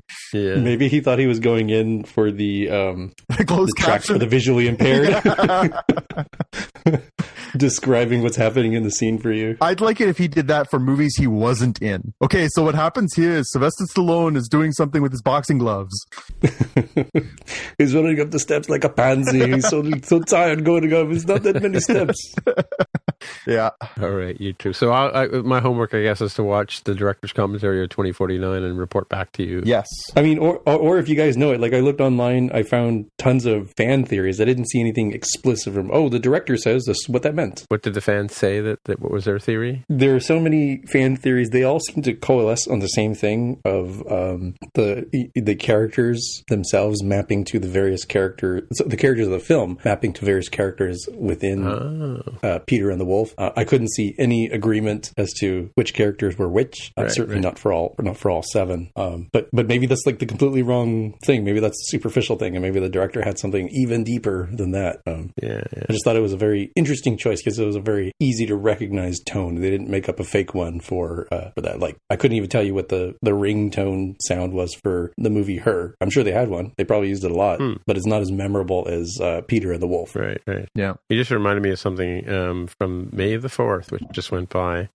Star Wars. Yeah. So I don't know if you saw this, Jonathan, but on Q, they posted a video that somebody had made, a fan fiction where they taken the footage from A New Hope, and they had rewritten the scroller and everything like that to be sung to the tune of the songs of the Beatles. Yeah, of Sgt. Pepper's Lonely Hearts Club Band. So it's like Princess Leia's stolen Star Wars or Death Star plans. Yeah. Illicit help from your friends and stuff like that. So, so I can no longer listen to that album or watch this movie again, without that. So I'll put a link in the show notes for that. It's pretty good. That's topped Dark Side of the Moon and Wizard of Oz. That's now it's akin to that. Yeah. So apparently, I've only watched the first two songs of the album, but apparently they've gone through the whole movie and done basically reshot and revocalized using the tunes from, and like the opening, Sgt. Pepper's Lonely Hearts Club Band is Princess Leia's stolen Death Star plans, and the interrogation that Darth Vader does when he lands on the ship, and I want the plans in my glove and all that kind of stuff. Yeah, it's pretty funny. Nice. Speaking of mapping things to other things, which is what Jaime just reminded me of when he said that. Anywho, shall we move on? Yes. All righty then. So shall we get into the watch list? The watch list. Okay, so I'm going to skip this first one because I put the prospect down, but I can't remember why I put the prospect down. I think I might have in a moment of, because I've gone back and watched the trailer today, and it's a interesting looking sci-fi movie. I don't know. Nobody in it. But anyway, so just the other day, Jaime was asking me earlier today, I appeared on the friend of the show, G. McDonald has a podcast called Sestracast, which circles around Orphan Black. And so I was on that the other day, substituting for her guest host, talking about one of the episodes that, because I watched all of Orphan Black. It's filmed around in our neighborhood and stuff like that. So, and Jean's a big fan. But she has published what I thought was really interesting. Her favorite Star Trek is Voyager, right? And so she's published basically it's a Google Doc, and she explains it in her blog, called the Star Trek Voyager Viewer's Guide. And she rates all of the episodes based on whether you should watch it, whether you can skip it, or, whether it's an optional thing. And if you click on the document that's there, the Google Doc, you can see that she's given a sort of like a one-liner, sort of a one-sentence sort of synopsis of what the show is about, and then, should you watch it, should you skip it, or just don't watch it at all. So interesting perspective. And of course, there's a blog post there which explains how to use it. So she talks, the IMDb rating, who the character focus is for each show, and then what broadcast, when it would broadcast and that kind of stuff, and all the way through the entire series. So I don't know if you guys had a chance to look at this or even scan through it. Yeah, it's interesting. Yeah, so the first two that I went to are, actually, let me look up the legend again to make sure I'm doing this correctly. S is skip. Okay, that's what I need to know. Okay, so of course my mind immediately went to Threshold, so I searched for that in the Google Doc. It gets a resounding no, which I feel like I've come around on that one, and it's sort of a so bad it's good sort of thing. So I'd love to talk to her about that one, but her description is, Paris and Janeway turned into lizards. Your regret will have no bounds if you watch this. Single worst episode of the franchise is a quote from at J Gamut. The one I feel is... which episode was that? Thresholds? Threshold. It is episode 15 of season 2. Oh, okay. The one I thought was interesting, also would like to talk with her about, is Tuvix, which is just a little bit down at season 2, episode 24. Oh my God. It says it gets a skip, which is interesting. It says, good guest actor playing a melding of Tuvix and Neelix. Interesting premise. People hate this one, but not me. Yeah, she may be alone on that front. Yeah, that's the one where they have a transporter accident, right? Yeah. I think she nailed it on Sacred Ground. Kess episode, religious kerfuffle that Janeway must sort. Yes. Bizarre Kim episode, do not watch or you'll be sorry. Mortal Coil. Neelix thinks he's dying. Nope. These descriptions are so glib. I love these. We'll have to get her on for her disco thoughts. Yeah. Oh, okay, here we go. Endgame gets both parts of it get yes. So it's the series finale. It's like, you watch this far and you would skip the series finale? Don't be illogical. Yeah. Is that the two-parter where Janeway comes back from the future, right? Yes, yeah. Okay, cool. In all its low-res glory. Yeah. Standard def. Glorious. What else you got, Tim? Oh, yes, and of course, I think friends of her do a show called Random Trek, and you can see they spin the dial on the show, and then they talk about, like, they spin the dial and they pick a show, and so if you're a guest on that show, they have you watch a particular episode and talk about it or not talk about it, kind of thing. So that you can see the listing here of the Random Trek episodes that have covered these particular episodes. So, and it's Random Trek throughout the entire spectrum of Star Trek, including Disco. So that was my first pick, Gene McDonald's Viewer's Guide to Voyager. My second one is in the last episode we were talking about Muppets, and so Frank Oz and company have put together this great documentary, and it's sold through this website called MuppetGuysTalking.com, and I think it's like $10 or $15 US. Totally worth it if you're into Muppets of any kind, whether you're a Sesame Street fan, Fraggle Rock, the Muppet Show of any genre. These are the original people that were the Muppeteers, and they talk about Jim Henson as well in the show, but like Frank Oz, who does Miss Piggy, and who else does he do? Bert Grover, Fozzie Bear, yep. And as well, they also talk about the characters that Jim Henson did, like Rolf the dog and Ernie, and they talk about Bert and Ernie and their relationship and how they sort of came to be. So it's Frank Oz, Jerry Nelson, who unfortunately passed away just after the making of this. So it's Muppet Guys Talking, but Fran Brill is not a guy; she's a gal. So she did a lot of female characters on Sesame Street initially. I think she does the voice of, what's the blonde girl in the band? Janice. She does Janice's voice as well. David Goltz and Bill Beretta, who and they talk about the characters they do. Like one of these two guys does Rizzo the Rat and Gonzo, and they talk about the genesis of each character and they go through them. So they talk in group like this, 5 of them sitting around at a couch talking about it, but then they take them off individually and they each have little vignettes. So it's a great video if you're, like I said, if you're a Muppet fan of any type. Definitely check out this film. It's only available through the website and it's streamed directly to your device. I think there's 2 prices. One you can stream it, or one you can download it. But yeah, so it's a real good job. So, Jaime, do you have something on your watch list? Yes, since we have the 10th-ish anniversary of the Marvel movie starting, and since we just had an Avengers film, in general that we just talked about, this is Lessons from the Screenplay, a really good YouTube series. I highly recommend it. They have so many. He has so many good examples of how things are broken down for creating films. And in this case, he addresses a criticism that's been brought about the Marvel films, that they tend to follow a specific pattern.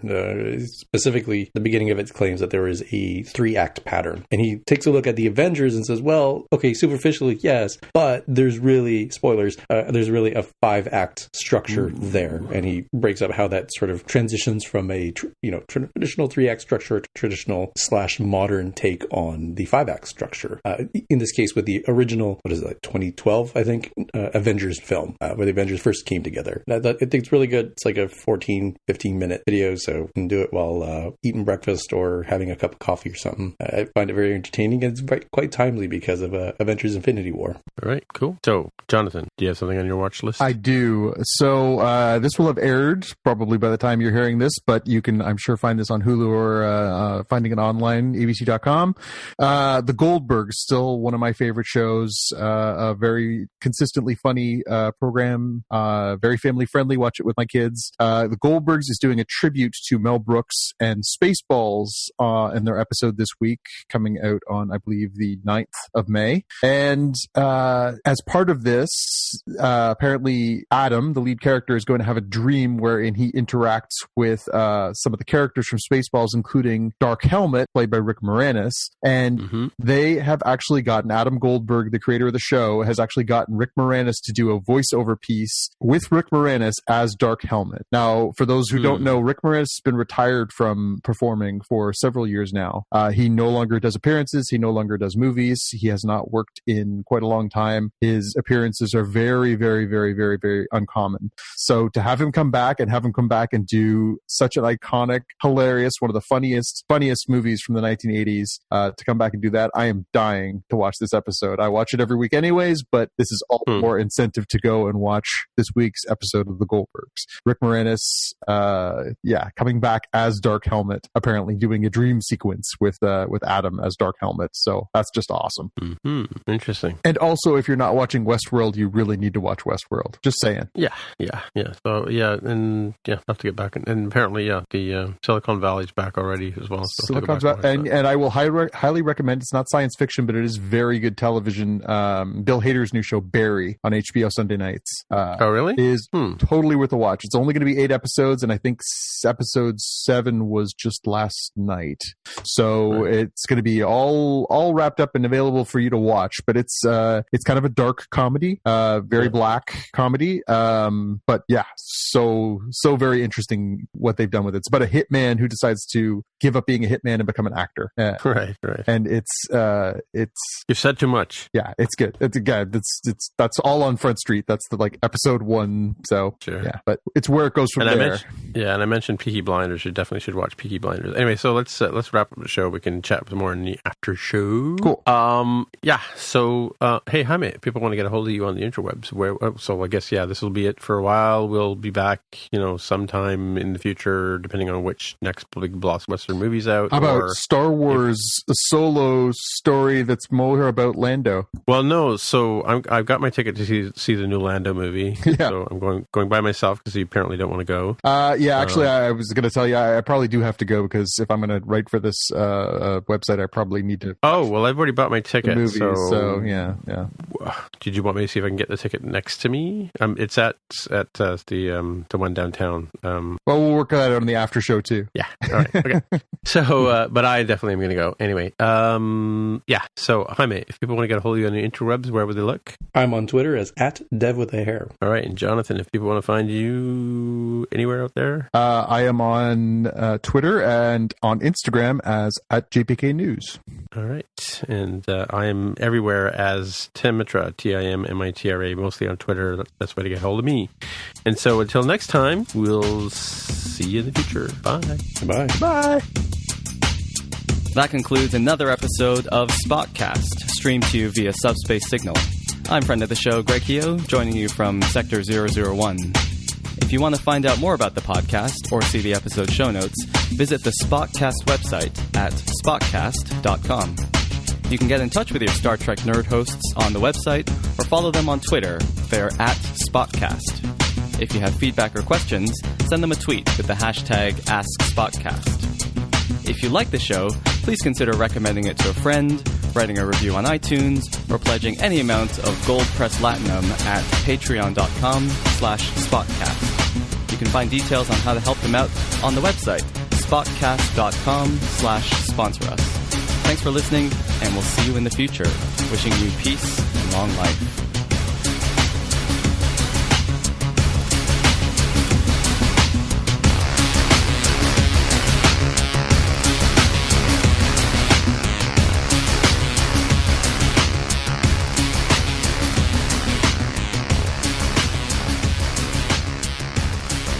Hello. Oh, there we go. No. Oh, quiet again. Do you get the reference? Here I am. No. HK. No, it's a line from Brazil. Brazil. Na, na, na, na, na, na, na. Sorry. You can do the whole movie for us? That'd be pretty impressive. Sure. Yeah. Mr. Lowry. Mr. Lowry. Lowest rated podcast ever done. Tim does a live rendition of Brazil. Uh-huh. You just can't do the Ray Park part at the beginning. Well, Carol and I saw that in the theater. We got in late, so we missed the Ray Park part at the very beginning. I think it was snowing or something, and we had some delay getting there. Sadly, the best part of the movie, we missed it. If only you had 12 copies on different formats of media. Oh, right. Yeah, I could watch it that way, couldn't I? Mm-hmm. Mm-hmm. How many different discs would you say you had? VHS? Had or have? Oh, have you disposed of some? No. Have them all. Yeah. I don't know that I ever had it on VHS. I may have, right? Mm-hmm. And then I got the special 3-disc or 5-disc, whatever version. It was like $1 bazillion. I think I bought it at H&V and they put the wrong price on it, so I got it for way cheaper than it's actually worth. Nice. I believe you were with me at the time. That's why they're bankrupt now. Yeah, and then then it came out on DVD again, just the movie by itself, just like the single movie.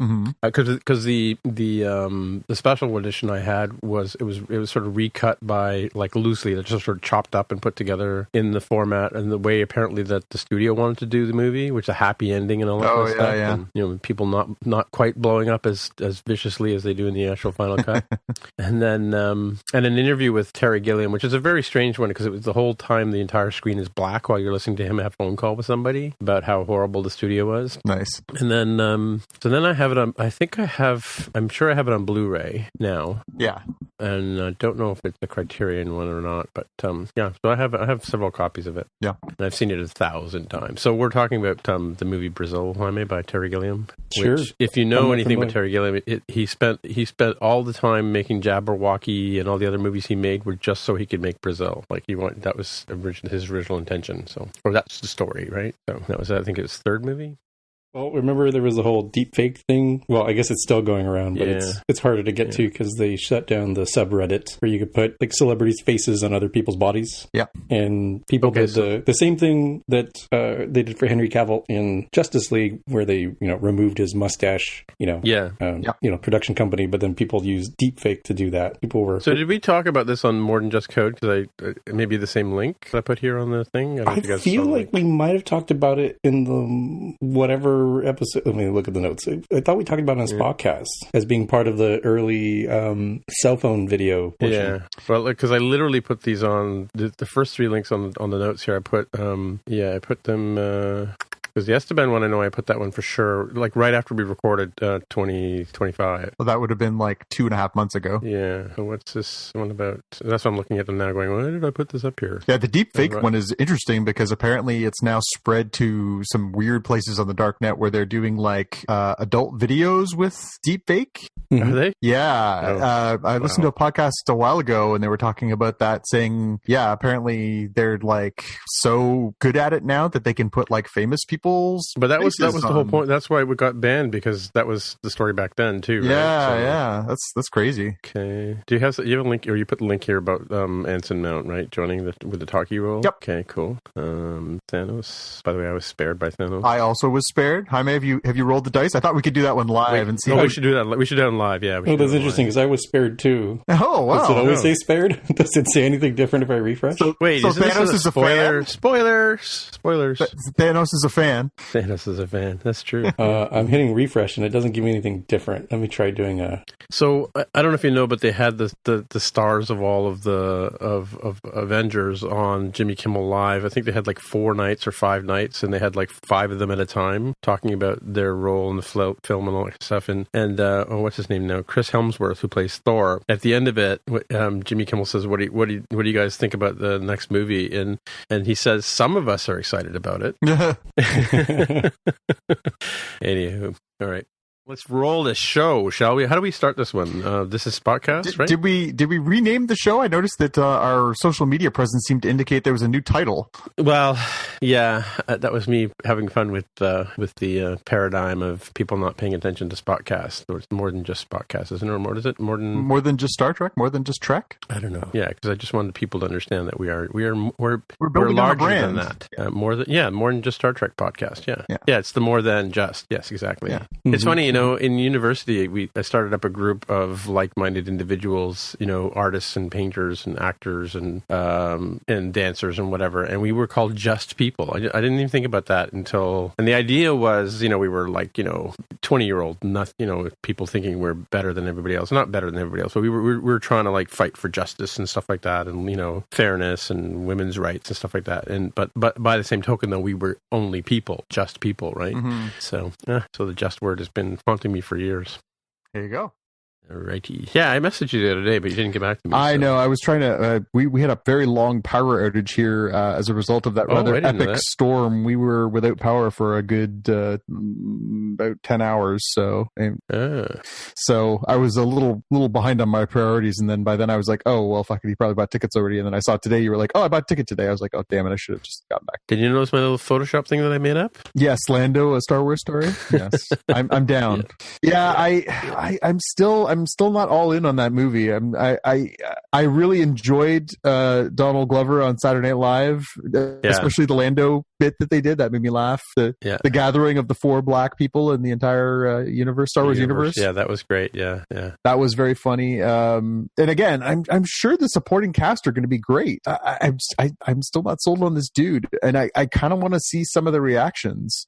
I know I'm going to see it, and I know I'm going to see it. I kind of want to make a protest statement of, we don't need this. It's so funny that people got so rankled over the prequel movies, but they keep making prequel movies, and these are still just prequel movies. Like, if they were telling me an original story about stuff that I didn't already know was the legend of Han Solo, I'd feel better. If they were like, you've never seen, we've never talked about this before, it's a whole new adventure. They're trying to sell the commercial to me by, oh my God, Chewbacca's gonna die. No. Chewbacca's not gonna die. Han Solo's not gonna die. Lando's not going to die. Everybody else is up for grabs. Woody Harrelson's surely going to die. I don't know. The prequel thing is just, I don't get it. Like, tell me a Boba Fett story. Tell me something I've never seen before. Show me him crawling out of the Sarlacc pit, raising his middle finger and going off on an adventure. Like, do me something different. So here's the deal. Friday, May 25th at 7:45 p.m. at the Scotiabank Theater. The seat next to mine in row J is still available. Yeah, but but then what about my son? What about your son? I can get the next one over. Can he get his sorry ass into the city in that time? Yeah, that's the problem. I would have to figure out how to get him there. So let me see. What day is it? 25th? Yeah. So this is the third row from the back. They're still available. Row J. Yeah. I will tell you by tomorrow. All right. Well, hopefully the 6 seats will still be there. Well, if not, we'll have to rough it out here in the suburbs with our IMAX screen. Well, this is IMAX too. 2. Oh, okay. Yeah, IMAX 3D, actually. IMAX 3. See, you're taking a stand, too, even though you wouldn't admit it. You're taking a stand by not going on the Thursday night. You're taking the chance. No, because you took too long to get back to me. Now the only seats are like nosebleeds, and I don't want to sit that close to it. I remember staring at the nose hair in Jodie Foster's face on Contact, even though I loved the movie. Oh, bite your tongue. That movie is awful. I did like that movie. I thought it was a great movie. Well, I like the story. Okay, I like the story. How about that? How about the ending? Count? How about the worst ending in science fiction in the last 25 years? No. Oh my God! The devil didn't make her do it. Oh, come on! Good God! That movie is terrible. What was Event Horizon? Could have been such a great movie. Okay, all right. So let's not go into Event Horizon, shall we? Event Horizon was a great movie up until the part where the devil or God or somebody came and caused all the ruckus. Because man shouldn't travel to the stars or some stupid thing like that. The devil made me do it. Yeah. Tim, maybe you can explain a little bit of hockey to me. A little bit? Okay. Most specifically, what's with the licking thing? And why?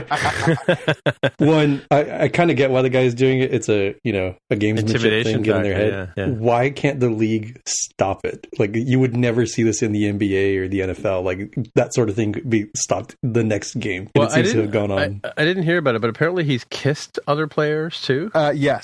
He's an agitator, this player. He has in the past done a lot of different things to get under players' skins because again, if somebody gives you a smooch on the cheek in the middle of a hockey scrum where they're threatening you and calling you names and everything, and they slug you, then they look like a jerk and a homophobe. So he's doing it to really get under people's skin, but it's really escalated in this playoffs where he's been caught multiple times when people are in his face and saying you're a dirty little SOB. He's responded by licking their face. He licked one of the Maple Leafs in the first round as well. And they didn't do anything at that point. They were just like, well, yeah, he probably shouldn't be doing it. This time he licked a player, and the NHL finally stepped in, and the vice president responsible for discipline said, if you do that again, we're going to have to fine and or suspend you. Because as one of the players from the team that he licked said, what is the difference between having someone spit in your face and having somebody lick the side of your face? Right. Well, I mean, notwithstanding the fact that he's passing bodily fluid, right? Which, So I don't understand why they couldn't squelch it. I mean, it seems trivial to squelch. And again, I don't know, like, collective bargaining agreements. It'd be like, all right, anybody, hint, who licks another player's face, guess what? That's a 10-minute penalty power play. It'll be a ruling. They'll change the rule. It should have been unsportsmanlike conduct. Like, there is a rule there that basically says anything you do that is detrimental to the spirit of sportsmanship within the game is a penalty. So they could have done that. But the thing is, he does it. It's not like he breaks out like a dog slobber lick on somebody's face. He does it very subtly while no one's looking in the middle of a fight. So the referees aren't looking for somebody to be licking. They're looking for somebody to be throwing a punch. So he got away with it the first time. They should have nipped it in the bud, but they didn't because they didn't want to make a big deal out of it and look like they're the no fun league where like, oh, this guy just did something goofy. But when he did it the second time, they were like, okay, now this is becoming a problem and we got to actually step up. But the reason they shouldn't have done anything and that they had to do something and it's disgraceful is now every American Twitter feed and website I've been to the last day was like, NHL, licking league. Like, yeah, they made a mountain out of it and now everybody's like, what a stupid league. Why are they licking each other? So that has nothing to do with hockey. I mean, just to answer your question, right? Also, they take us out of school as Canadian kids and teach us how to lick each other's faces as distracting. Yeah, exactly. But there is the whole getting in people's face, and like there was a guy who got a penalty or got in trouble for waving his arms in front of Martin Brodeur in a playoff game a couple of years ago, right? Oh yeah, he was jumping up and down. Avery, right? Yeah, Sean Avery. But I mean, the whole idea is like it's one of these things like people have always wondered about why players hit other players. Like I don't mean like walk by and just tap them on I mean they take their entire body and slam the other guy up against the boards, right? That's always been part of professional hockey or top league hockey. The idea is to try and intimidate and or wound the other players. Like that's ultimately what it's all about. Like, if you're not focused and paying attention to what you're doing with the puck and keeping your head up and watching what's going on around you, players will take a run at you, right? And that's it's part of the game as it were. But in all the hockey that I've ever played, I've always played it in non-contact leagues where basically you don't do that kind of stuff. But I mean, they have kids doing it as young as 9 and 10 in some leagues, right? And it's it's basically very damaging to them, right? But the whole idea is you do what you do to win the game. It's sort of it's like like I'm sure that in football there's like unconventional ways of tackling players. That things must escalate in football as well, right? Wouldn't they? Yeah, they've gotten more aggressive about trying to make the game safer, right? So like certain kinds of blocks are not legal anymore. Certain kinds of tackles are not legal anymore. Yeah, we have like head hits and stuff like that in the NHL. You're not allowed to take a run at the guy's head. Well, from behind now, they've really cracked down on hits from behind because they're very dangerous at the speed that hockey players can travel and the size they are. They can. It's resulted in serious neck injuries. Yeah, it reminds me of Rollerball, the movie Rollerball. Like I don't know if you remember that movie from the 70s or whatever it was, right? James Caan. You had like, you had guys on motorcycle and rollerblades, and it was somebody trying to put a ball into a little circle, and hit quarterbacks, and it was all sort of played up like professional sports is kind of played up, right? But yeah, it was like people died in that movie, right? That was the whole idea behind it, right? Like that's how far sport had gotten, in this fictitious future of rollerball land or whatever, right? Yeah, wait for it. Coming soon. Yeah. Gladiatorial combat. I think Running Man is next. Yeah. It's funny, Xavier and I were watching some of the NHL playoffs the other day, and I can't remember what it was. Somebody took a run at one of the goalies, and he said, I don't understand why one of those guys doesn't just like use his stick to just like slash a guy. And I was like, A, you never saw Billy Smith play or Ron Hextall. Or David Kuline. Yeah. And B, I think you're almost 15 now. It's time for you to watch Arnold Schwarzenegger's Running Man, where we can really get into, how stupid hockey that was.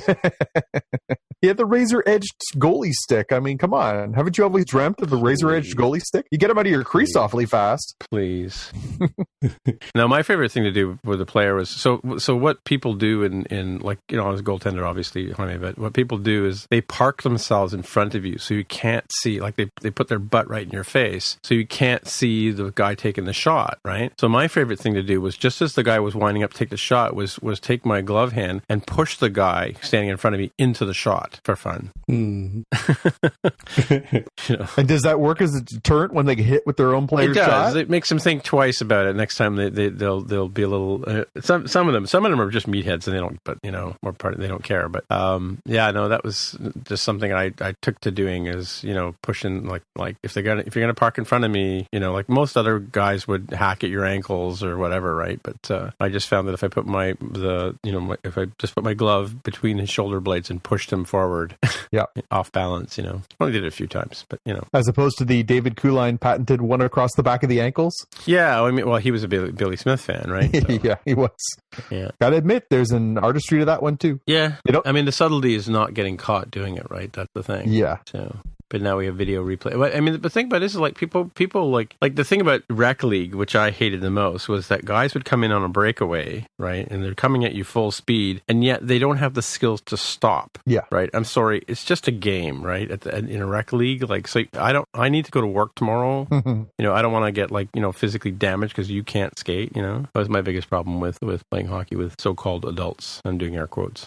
Yeah. Mm-hmm. Anything else we can tell you about hockey there, Jaime? No, that was quite explanatory. But I did think about something that I just watched, so I try to follow along with the G. McDonald Sestracast that we talked about earlier that you're going to be on rather soon. So season 3, episode 2, there's a scene where it's like a happy family scene, and like, oh, they just have this new house and they're playing hockey indoors. I'm like, what? It's like this show is supposed to take place in America. That dude's American, I think, and these, this one's like British. I don't think anybody's busting out the hockey sticks indoors. I feel like it showed its Canadian roots there, where somebody wrote like, they do fun thing in the house. Oh, okay, of course it's going to be hockey, right? That's what I do with my kids. Mm-hmm. Yeah, it's funny. We talked about that on the show the other day, and I don't think they specifically say. I think at one point Felix says about Allison, one of the characters on the show, living in Scarborough, which is our nickname for Scarborough, Ontario, right? Which is one of the boroughs near Toronto. But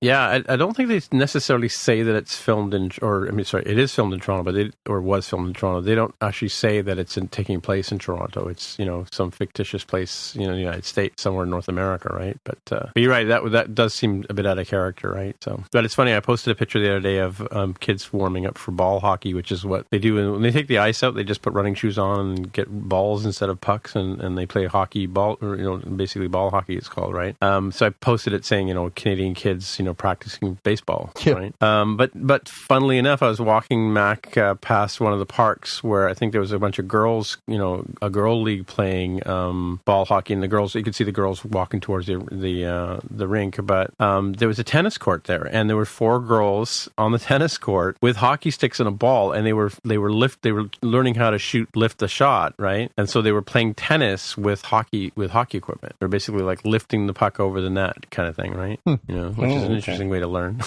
So what's the difference between this ball hockey you're talking about and field hockey? Well, field hockey is played with a little hook thing, and there's a different rules. But ball hockey is the same rules as ice hockey, except for with one exception, and that has to do with offside passes. But in fact, I think the offside pass is gone. Isn't a 2-line pass gone in NHL now? Yep. So when I was growing up, when I was a kid, you had the center line down the middle, which is the red line, and then you had 2 blue lines, which you basically start each zone, each defending zone, right? And there's probably, I think it's 20 feet between them or something like that. And you were not allowed to pass the puck forward to another player that crossed 2 lines. It was called a 2-line pass, right? Yep.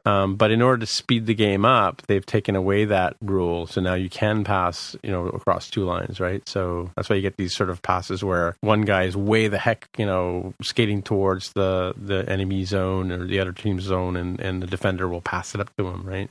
So hockey's evolved over the years. I mean, the rules have changed and stuff like that to make the game faster. The goalie equipment is thinner now because they assumed the goalie equipment was so big that's why people couldn't score on them, and so on and so forth. And they've even talked about making the nets bigger. There's a rule now where the goaltenders can't go into the corner of the rinks, because it used to be that you'd get good skaters and good stick handlers like Martin Brodeur, as an example, who could play the puck, and it was like having a 6th guy on the ice, right? He legitimately outscored some of his teammates in these seasons, scoring assists by passing so well, and actually legitimately scoring goals when the other team would pull their goalie. He would reach into the corner, he would dig it out, and he would fire it up over everyone's head and into the net. Yeah. So I think he scored at least 2 goals, one in a playoff game for sure. But I think he scored. And there's been a number. I think he scored like 5 or 6 in his career. Yeah, and there's been a number of goaltenders who've done that. I mean, it's a difficult shot to do. I've tried it a few times myself, but and then, Mike Palmateer was one of these guys where in a game you would basically you'd switch ends from one end of the ice to the other, and so he would with the heel of his skate he would chop up the ice in the crease, so that by the other time the other goaltender switched near the end of a game, he would have really rough ice to play in the crease, right? So they made a rule that they didn't change at the end of the game; they stayed in the same net. So that was the sort of the Mike Palmateer rule, right? So. Yep. And I've got another question about, because you mentioned the goalie pads. So that was an attempt to the goalie pads are too big, is blocking off too much of the goal. What prevents a team from having just a rather rotund person back there who physically blocks the entire goal? Nothing. Well, at that level of game, the goaltenders, if you see these guys that play hockey, when Gretzky was like 5, I think he's my height, 5'11", almost 6 foot, right? Yep. But now hockey players are all Jonathan 6'2", 6'3", 6'4", and they're all built like Greek gods. Like they're all, they're muscles on muscles, right? Even the goaltenders, right? Like at that level of the game, they are so head and shoulders above skill level of the average human that they don't look like the average human. They have to be they're fit and trim, athletes without an ounce of fat on their body. So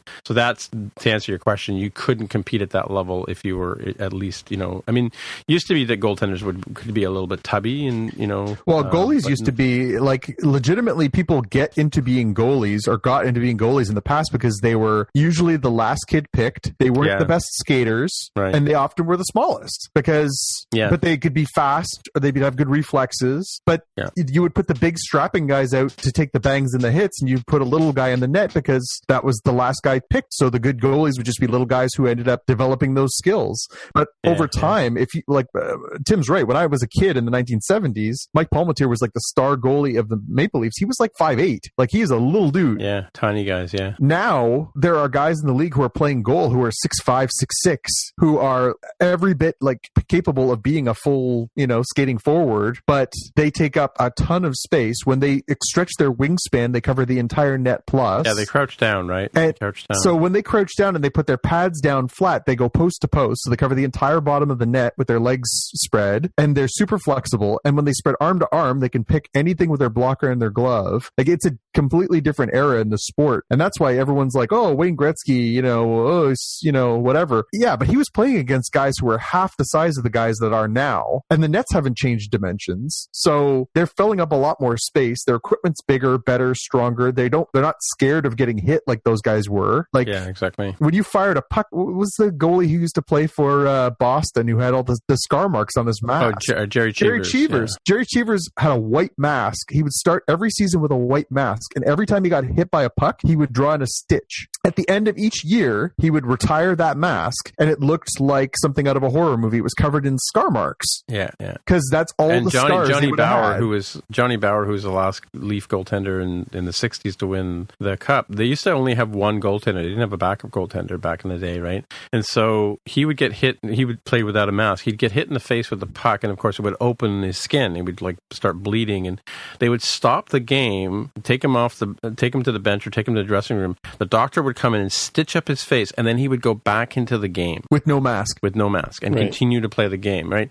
So if you watch Bobby Orr, Bobby Orr was another guy who was head and shoulders above the rest of players. He was the first defenseman to skate up and sort of shoot and score, and he was unbelievably skilled hockey player. He could take the puck and just skate around all 12 guys on the ice, right, or 11 guys on the ice. But if you watch the goaltenders when he was playing, they didn't really have all the sort of skills and style and kind of stuff. So they were kind of hopeless in terms of the way. Like, in retrospect, knowing what I know about playing goal now, after having gone through all the theory and practice and stuff that works, butterfly style, which people like Patrick Waugh and Mike Liu, I think, originated. They didn't stand a chance because they weren't really doing. They were just kind of like standing in front of the shot or whatever, or they would kind of stack their pads and just like he would just walk in and just toss the puck at the net and it would go in. When Gretzky came along, he was playing with like, it's funny, the Russian, we had a Canada-Russia series in 72 and because the Russians and other countries used to only play in the Olympics, but they took the Russians kind of upped the game by having more skills in their practices, including the way they trained the goaltenders. So they actually developed the science of goaltending, and then a famous goaltender named Vladislav Tretiak was one of the first guys to write a book on goaltending, and sort of how he learned and how he was taught by the Russian Red Army team to play. And then over time, that goaltending has become a skill. So that, like Jonathan says now, if you watch a goaltender now, they wear their pads loose so that when they're kneeling and they put kneeling with their feet out, the pads are loose enough that they actually form a wall across the bottom of the net. And not all of them are like Jonathan said, from 6, because if the net is 6 feet wide, so when your feet are down, you're not necessarily 6 feet wide. But if you watch those guys, they go down when the puck's behind the net, and they have the skill as athletes to actually slide across or sort of, I don't know, scuttle across from one post to the other, which is, I can tell you from having played the position, is incredibly hard to do, right? But if you watch these guys when you're watching a hockey game, just watch them when the player goes behind the net with the puck and they go down into that sort of butterfly position, which is what that's called, and they can move back and forth on the net. And they've done statistics and studies and all that kind of stuff. Like 70% of the goals that go into a net are scored along the ice. So by putting your pads like that, creating such a wide wall, you're statistically you're going to stop more shots, right? Or more goals, as it were, right? But one of my favorite expressions from Wayne Gretzky, the one about the go where the puck is going. My favorite expression by him, which a lot of players don't learn, they ever learn. It's funny, having played hockey for so long, is that 100% of the goals are scored are shots that were taken at the net. Yeah. Like I've played with guys who, dipsy doodle, and they come and they look for someone, and you're like as a goaltender, you get bored watching these guys play, right? So I'm looking, I did a Google search of like just ice hockey goalie things, and I can understand how it's not physically possible to do what I'm describing in, say, soccer, because no person is so rotund that they would actually physically block the entire goal. Yeah, I mean, short of like Yokozuna from the WWF, like, Yeah, like a 600-pound man, just shove them in front of the goal, and there might be like, like a tiny 1-hole and 3-hole, I think, if I'm doing that correctly. How come nobody does that? Like, as far as I can see, there isn't any limitation on the body armor they're wearing beyond the pad. Oh, so no, all that have stuff bare is naked smaller skin. than it used to be. Like they're practically svelte compared to how they used to be. Yeah, it's a weird one though, because so you can get special exemptions for stick size and uniform size and stuff, but you actually have to apply for it. Like there's a player who plays for Boston named Zdeno Chara who's 6'9", and the rules say your stick can't be over a certain length because it's unfair, right? It wouldn't be safe. These guys would be swinging these lumber logs around if they were longer than a certain length. But he's so tall that he had to apply for an exemption to get a stick that actually fits him. But if he tried to lend one of his sticks to their teammates, it would be taller than they are. So if you had a sumo wrestler in a net, I don't even know if you could get that around the rules as far as the requirement for uniform and equipment sizes. Like, I don't even know how that would work. Yeah, it just amused me. Like, all right, you can have your Jaromir Jagr, you can have your Denise Crosby's cousin, because I can't remember his name. Sidney Lemieux. Sidney Crosby. Thank you. Yes, that shows how little I know. Those season tickets for the Seattle team are not going fast for you, I think. No, I did not put down my money because I was like, all right, other people are going to do it. They'll have the half-hour special in the local sports segments whenever we get a hockey team. Like, all right, here's the 101 for all you noobs, which clearly I would be. With all of that firepower of greats, it feels like it literally would not matter if there is not a puck-sized hole in front of them going into the net. And I'm surprised nobody's tried to take advantage of this. I'm surprised that no one's done it there used to be a lot of more like low-level professional hockey in North America. There used to be a lot of like little leagues that were in small regions. I'm surprised in all those years nobody did that. Like for one night only, we paid $100,000 to have Andre the Giant come and lie down in our net and just let pucks hit him. But right. I'm surprised nobody did it just as a promotional stunt. But no, I can't recall it ever actually happening that anyone's ever done that. But, you never know. I think if I had, if I put on an extra 400 pounds, I'm totally going to try out. It's funny, you read about these guys too, because there's the, very large human beings. There's the guys who are in WWE. There are, the guys who are sumo wrestlers and stuff like that. And then there are the ones you read about in like the National Enquirer, where they're like, yeah, we had to take out that back wall to get them out to get to the hospital. Yeah, like there's legitimately nothing that you would ever be able to see of the net behind a 600-pound human being. Now, whether or not they want to have pucks fired at them, walrus, they'd what? They'd be lying there like a walrus. They wouldn't be able to move. But if I don't know the equipment rules, so like I see like the big pads, but then I see most of the other goalies. It looks like, this isn't dressed for winter looking stuff. It looks like there's some body armor there, so it's not like naked skin, which would be the big holdup for like, all right, the 1,500-pound man who comes up on the Learning Channel sort of thing. Yeah, you'd need to have custom equipment made for somebody that large, but it's literally made out of the same material they use body armor. It's Kevlar. It's meant to resist impact and yeah, it's foam and stuff like that. But you know what? The thing about it is, the thing you're not counting for is the fact that the skill of the players on the ice, they can put the puck anywhere on the net. Yeah. So if you were to block the bottom of the net, they can pick corners. They can like watch these guys on the All-Star game when they have the skills competition, and they have they put like 4 targets on the net, like top corner, bottom corner, left and right. And these, like most of the guys who go up for that competition can hit all 4 of those targets like in like less than 5 or 6 shots. So they're phenomenally skilled players on the ice. I feel like I need to go do some research and find a diagram of like the 1,500-pound man and the scale model of that in a hockey net. There you go. And see. I just posted one in our Slack chat for you to take a look at and show you how skilled some of these guys are. This is somebody who is so good they can scoop the puck up on a flat blade of a stick and curl it over the top of the goalie's shoulder. Oh, wow. This has been done several times over the years. It takes a lot of moxie to make that kind of shot, because if you try and hot dog like that, the other team gets really mad at you. But it works. But you have to be really fast and really skilled to be able to do that. Nifty. See, now you want those season tickets. Start telling the coaches, like, just find a man who physically covers everything. It doesn't matter trick shots. Yeah. If there's literally not a puck-sized hole. I just got visions of a warm-up where there's like 5 guys pushing a corpulent man into a net so that every square inch is like wedged into the net. Yeah. I don't want to see the net cam view of that one. All right.